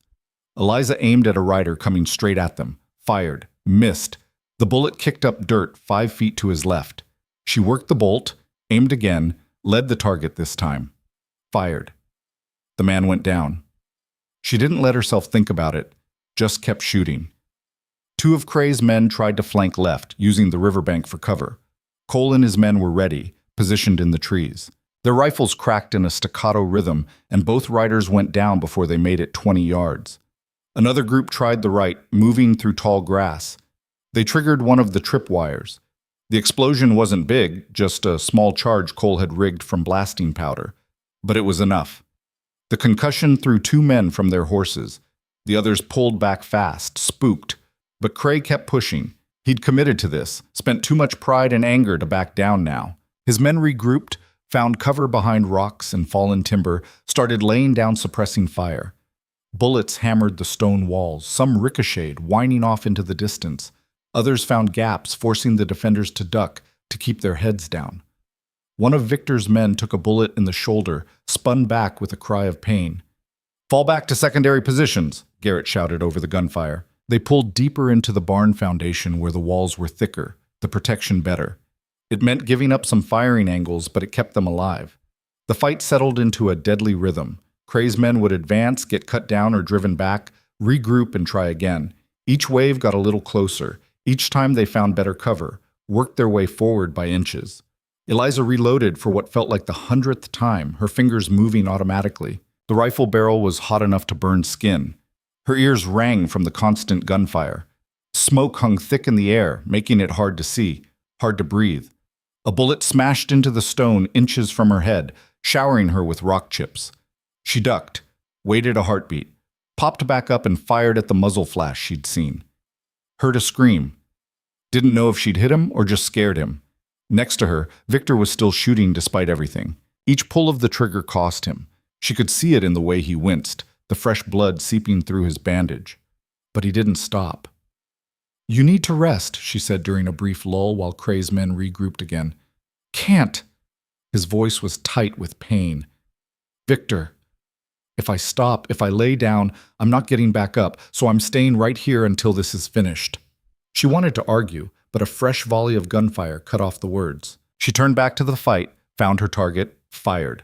The sun climbed higher. Morning turned to midday. The fight dragged on. Cray's men were getting closer, using every bit of cover, working in teams now. 2 would lay down fire while another advanced. Then they'd leapfrog, the rear man moving up while the others provided cover. Smart, disciplined, dangerous. One of them made it to within 30 feet of the barn foundation, ducked behind a water trough that had somehow survived the years of abandonment. He started firing from there. His position protected enough that return fire just chewed up the wood without hitting him. I've got him, Cole said. He shifted position, got an angle, fired. The bullet punched through the rotted trough.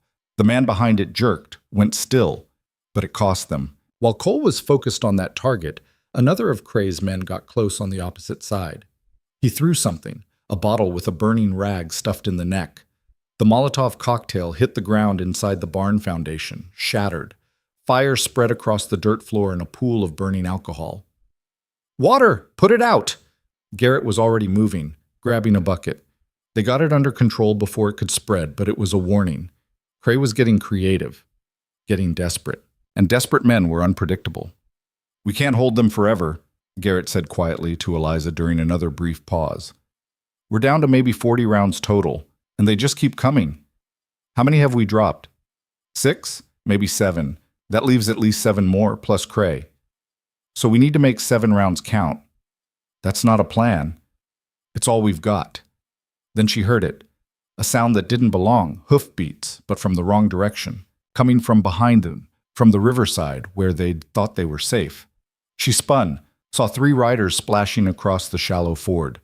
Cray had sent a flanking party, probably during the noise and confusion of the main assault. They were already halfway across. "Behind us!" she shouted. Cole and 2 men pivoted, started firing at the riders. Got one. But the other 2 made it across, took cover in the trees on their side of the river. Now they were being attacked from 2 sides. The situation was collapsing. Eliza could feel it, could see it in the way Garrett's jaw was set, the way Victor's breathing had gotten worse.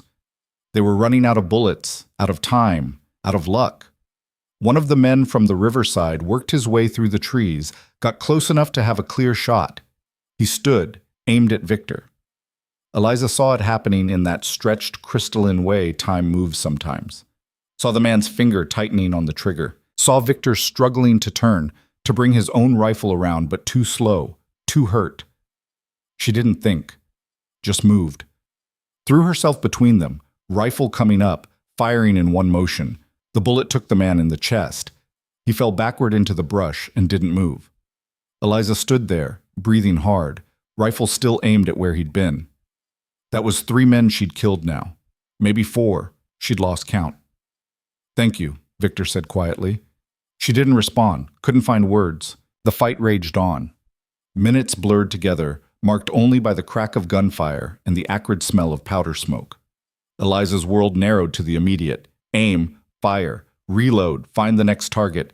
Nothing else mattered. Nothing else existed. Then Cray did something she didn't expect.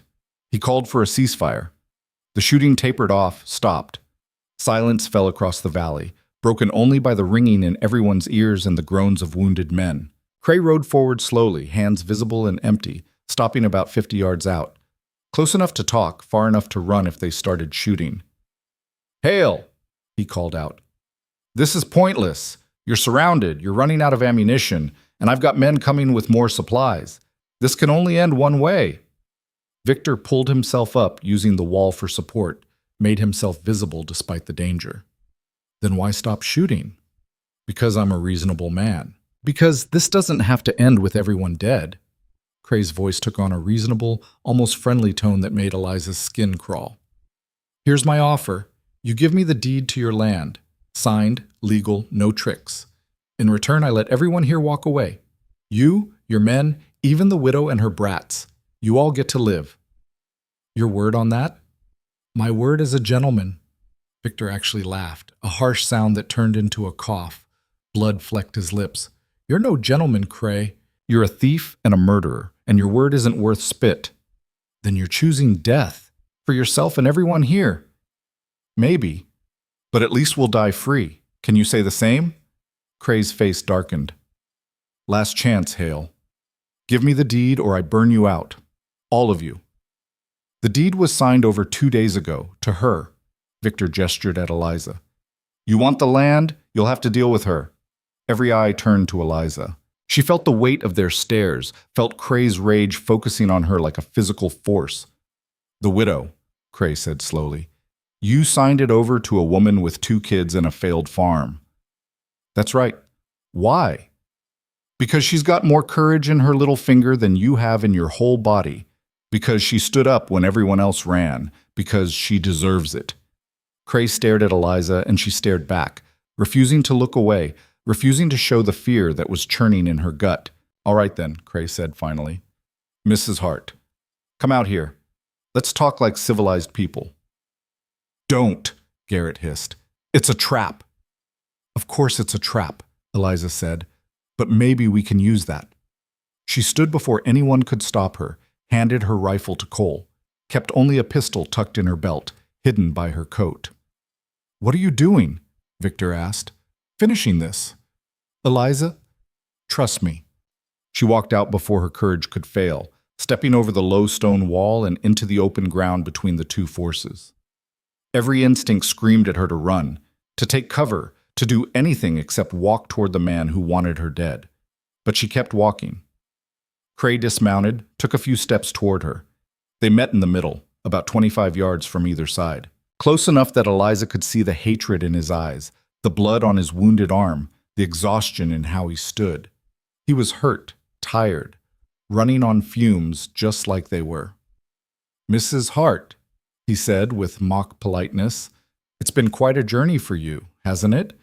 From a failing homestead to owning one of the biggest ranches in the territory. I didn't ask for any of this.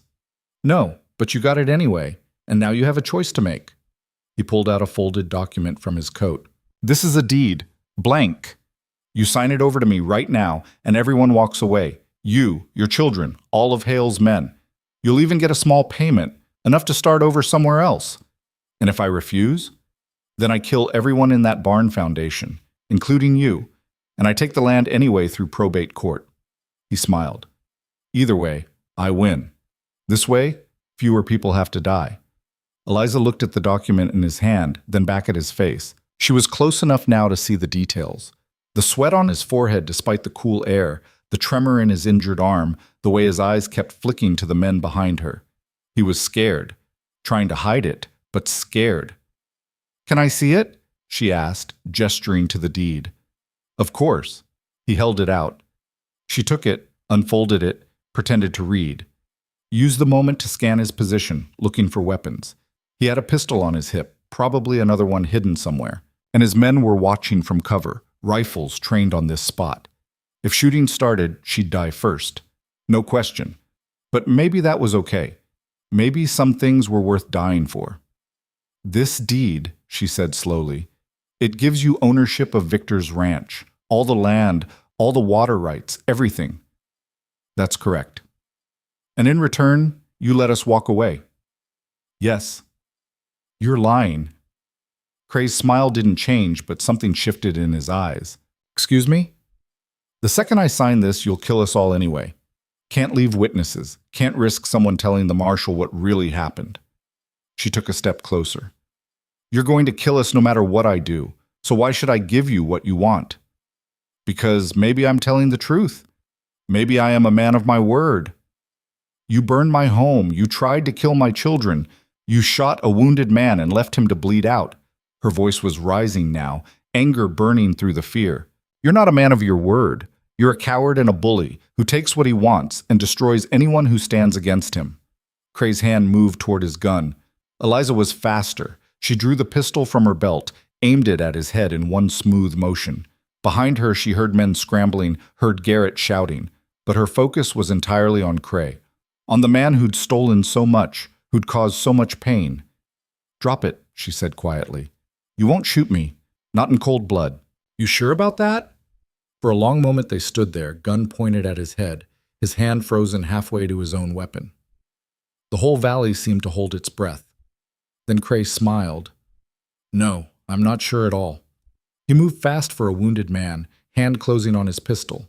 But Eliza had been expecting it, had been ready for exactly this. She fired. The bullet took him in the chest, high on the left side. Not a killing shot. She'd aimed to wound, not to murder. Cray staggered back, hand clutching the wound, pistol falling from his grip. You shot me, he said, sounding genuinely surprised. You're lucky I aimed high. Then his men opened fire. Bullets ripped through the air around her.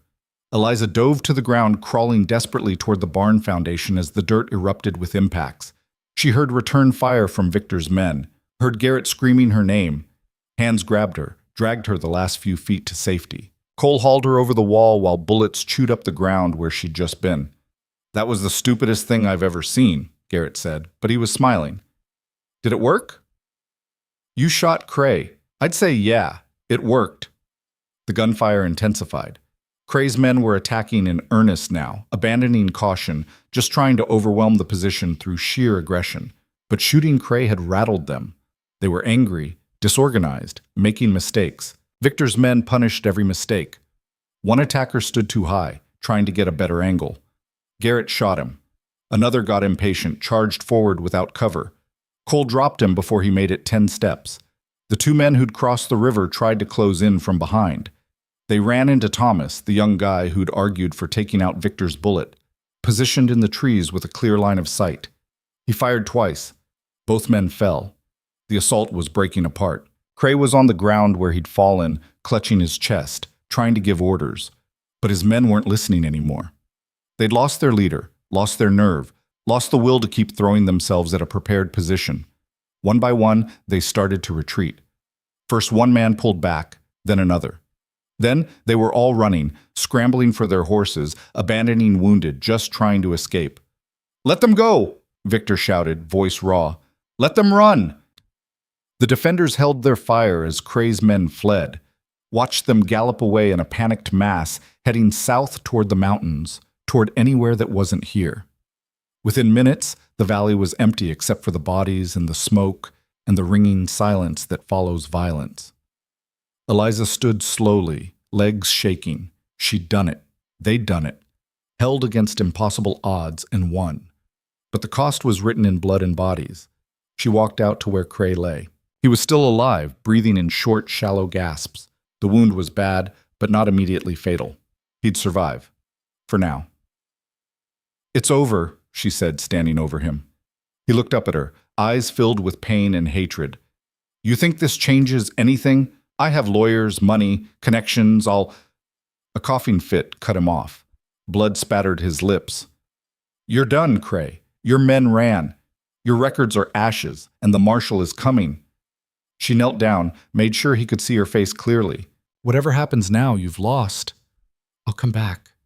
Someday." "No, you won't. Because if I ever see you again, I won't aim to wound."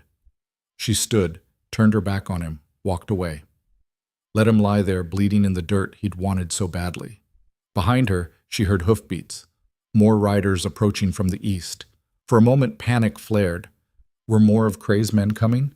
But Garrett had the spyglass up, was studying them. "It's the marshal," he said, and he brought a posse. The riders came on fast, a dozen men wearing badges and carrying rifles.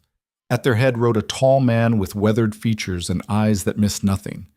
He took in the scene, the bodies, the blood, the wounded, Cray lying in the dirt, and his expression never changed. He dismounted with the easy grace of someone who'd spent his life on horseback, walked straight to where Eliza stood. "Ma'am, I'm Marshal Dalton. Someone want to tell me what happened here?" Eliza took a breath, organized her thoughts. Then she told him everything. She told him about Cray's attacks on homesteaders, about the forged deeds and the burned farms, about Victor trying to fight back and getting shot for his trouble, about the office in town and the records they'd destroyed, about the final stand here at the Turner homestead. Dalton listened without interrupting, his deputies spreading out to check the bodies, to secure the scene. When Eliza finished, he pulled out a notebook, started writing. "These are serious accusations, Mrs. Hart. They're the truth. You have proof? I have witnesses. I have the burn marks on my farm. I have the bodies here." She gestured around the battlefield. "And I have him." She pointed at Cray. Dalton walked over to where Cray lay, looked down at him with an expression that might have been disgust. "Jacob Cray, been hearing about you. Nothing good." He turned to his deputies. "Get him on a horse. He's under arrest." "For what?" Cray managed to gasp out. "For starters, arson, assault, attempted murder, fraud, and conspiracy. We'll see what else we can add once I finish investigating." Dalton looked back at Eliza. "You'll need to make a formal statement, you and all these men, and I'll need to examine the evidence. How long will that take?" "Depends. Could be days, could be weeks. But I promise you this, I'm not in anyone's pocket, not Cray's, not the local sheriff's, not anybody's. Justice will be served, one way or another." Eliza felt something loosen in her chest. Hope, maybe. Or just relief that someone with actual authority was taking this seriously. "Thank you, Marshal." "Don't thank me yet. You're not out of the woods. There'll be questions about the men you killed, about the fire in town. Might be charges. I understand. But between you and me, Dalton's voice dropped lower. Looks like self-defense to me. Looks like people fighting for their lives and their land against a man who'd already taken too much. He turned away, started organizing his deputies. Eliza stood there, watching them work, trying to process that it was actually over. Garrett came up beside her. We won. Did we? People died. Victor's barely hanging on. Cray might still get away with it if he has the right lawyers. But we're alive, and we fought back. That has to count for something. Maybe it did. They buried their dead that afternoon. 2 of Victor's men had been killed in the fight. One shot through the head, the other bled out from a stomach wound before they could help him. They dug graves on the rise overlooking the valley, marked them with stones and rough wooden crosses. Victor insisted on being there for the burial, despite being able to barely stand. Eliza and Garrett supported him on either side, keeping him upright while Cole said a few words about bravery and sacrifice. When it was done, they helped Victor back to the barn foundation where he collapsed onto the cot, breathing hard. How much longer can you keep this up? Eliza asked quietly. As long as I have to. That's not an answer. It's the only one I've got.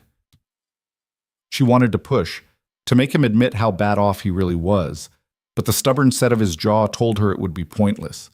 Victor would keep going until his body gave out entirely. That's just who he was. The marshal came over, notepad in hand. Mr. Hale, I need your statement about what happened. Victor told his version, corroborating everything Eliza had said, adding details about Cray's earlier attacks on his ranch, on other homesteaders. His voice was weak, but his memory was sharp, precise. Dalton took notes, asked clarifying questions, didn't show what he was thinking. When Victor finished, the marshal flipped his notebook closed. Thank you. That matches what Mrs. Hart told me, and what your men have been saying. Sounds like Cray's been running a criminal enterprise for years. Can you prove it? I think so, especially now that his records are destroyed. He can't prove ownership of half the land he claims, which means it reverts to the original owners or goes into public auction. Dalton paused. Including your ranch. It's not my ranch anymore. I signed it over to Mrs. Hart before this fight started. I'll need to see that deed. Victor gestured to Garrett, who produced the document from a waterproof pouch. Dalton examined it carefully, checking the signatures, the witness marks, the legal language. Looks legitimate. You did this 2 nights ago? Yes. While you were wounded and possibly delirious? I was clear-headed enough to know what I was doing. Cray's lawyers will argue otherwise. They'll say you were coerced or incompetent, or that the widow took advantage of a dying man. Eliza felt her stomach drop. Can they do that? They can try, but with multiple witnesses and Cray facing criminal charges, I doubt a judge will side with them. Dalton handed the deed back. Keep this safe, and be prepared for a legal fight, because it's coming. After the marshal left to interview more witnesses, Eliza sat next to Victor, her mind racing. He's right, she said. Cray's lawyers are going to come after this land with everything they have. Let them. You've got the deed. You've got witnesses. And now you've got the marshal on your side. That might not be enough. Then we'll fight them in court like we fought them here. And we'll win. You keep saying we, but Victor... She stopped, not wanting to say it. I'm dying, he said quietly. We can both see it. I'm not going to make it through the winter. You don't know that. Yes, I do. And so do you. He reached out, took her hand. His skin was cold, clammy. But that's okay. I've made my peace with it. I just need to know that this, everything we fought for, won't die with me. It won't, I promise. Good. He smiled weakly. Now go check on your kids. They've been through enough. They need to see you. Eliza wanted to stay, to keep arguing, to refuse to accept what was plainly obvious. But he was right. Caleb and Nora needed her. She rode back to the camp where she'd left them, arriving just before sunset. They were sitting by a fire with the 2 men who'd been guarding them, looking small and scared. When they saw her, Nora burst into tears and ran. Eliza caught her, held her tight, felt the small body shaking with sobs. You're okay, Nora kept saying. You're okay, you're okay, you're okay. I'm okay, baby. I'm fine. Caleb stood back, trying to look brave, but his eyes were red. When Eliza opened her other arm, he came to her, and she held them both, breathing in the smell of wood smoke and childhood and survival. Is it over? Caleb asked, his voice muffled against her shoulder. Yeah, it's over. Did we win? We're alive. That's the same thing. They stayed like that for a long time. The three of them wrapped together while the sun set and the stars came out and the world slowly returned to something resembling normal. The next week passed in a blur of statements and investigations and legal proceedings. Marshal Dalton was thorough, interviewing everyone, examining every piece of evidence, building a case that would hold up in court. Cray was formally charged with multiple counts of arson, assault, attempted murder, fraud, and conspiracy to commit various crimes. His lawyers descended like vultures, arguing for bail, for dismissal, for anything that might get their client out from under the charges. But Dalton had done his work well. The evidence was overwhelming.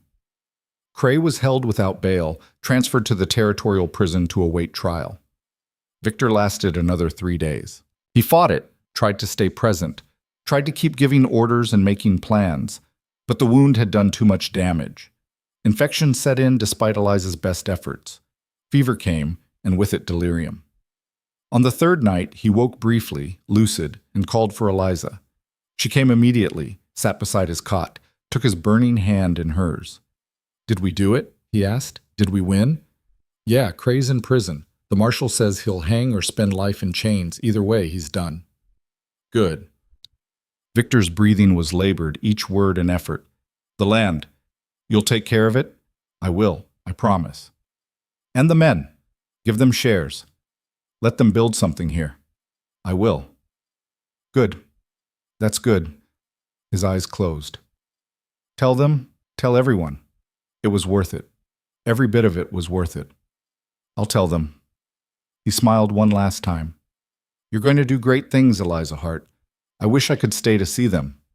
Me too. He didn't wake again, died just before dawn, quietly, with Eliza holding his hand and Garrett standing watch nearby. They buried him on the ridge overlooking his land, next to the other men who'd died fighting.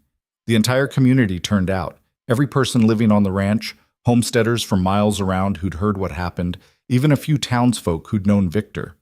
Cole said words over the grave, talked about a man who'd stood up when others ran, who'd built something worth fighting for, who'd given everything to protect the people who depended on him. When it was done, people came to Eliza one by one, offering condolences, offering help, offering to stay and work the ranch if she'd have them. She accepted all of it. Because Victor had been right. This was bigger than any one person. This was about building something that lasted.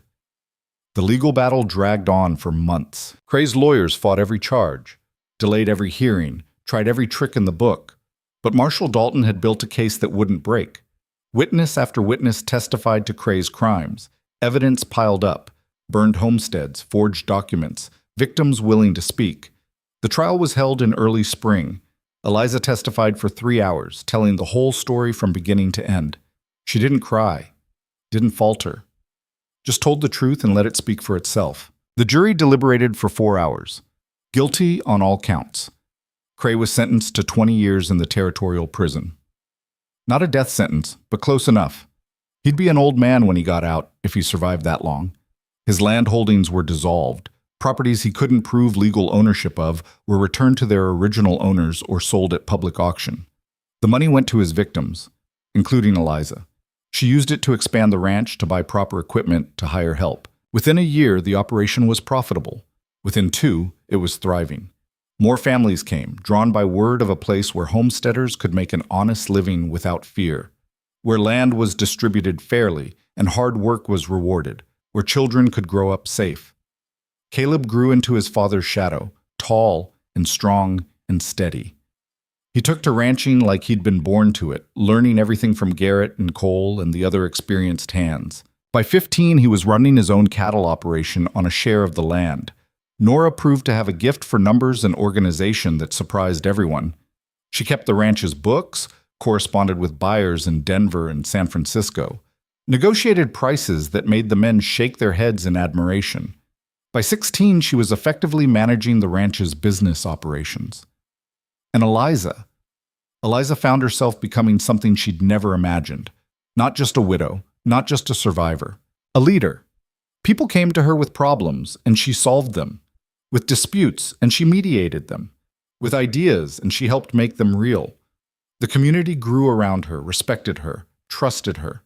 Daniel Webb, the homesteader who'd asked for work that first year, became her partner in more ways than one. They married 2 years after Victor's death, a quiet ceremony with the whole community present.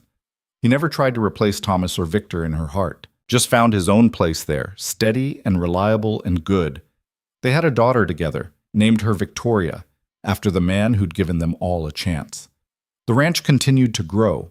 By the 5th year, they had 50 families. By the 10th, 100. A town formed at the edge of the property, a general store, a saloon, a doctor's office, a school, a church. They named it Hartsville, and though Eliza protested, the name stuck. A town built by survivors, for survivors. On the 10th anniversary of Victor's death, Eliza made the climb to his grave. She made this journey several times a year, bringing flowers when she could, just sitting and talking when she couldn't. Today she brought wildflowers, the same purple and yellow blooms that had been here that first spring. They'd spread over the years, covering the ridge in color every spring. She sat with her back against the headstone Garrett had carved, looking out over the valley. So much had changed. Where there had been empty fields, now there were homes. Where there had been nothing, now there was life. "We did it," she said quietly to the stone. "Everything you asked. The ranch is thriving. The land means something. The people here, they're building something that'll last." The wind rustled through the grass, carrying the sound of children playing somewhere down in the valley. Her grandchildren, and the children of all the families who'd settled here. "I met with Cray's lawyer last month," she continued. "He'd served 8 years, wanted parole.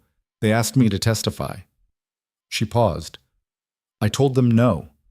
Told them he serves every day of that sentence. Some things you don't forgive. Some things you don't forget." A hawk circled overhead, riding the thermal currents, free and wild. "Daniel's good to me. To the kids. You'd like him, I think. He's not you. Could never be you. But he's his own kind of strong. His own kind of good."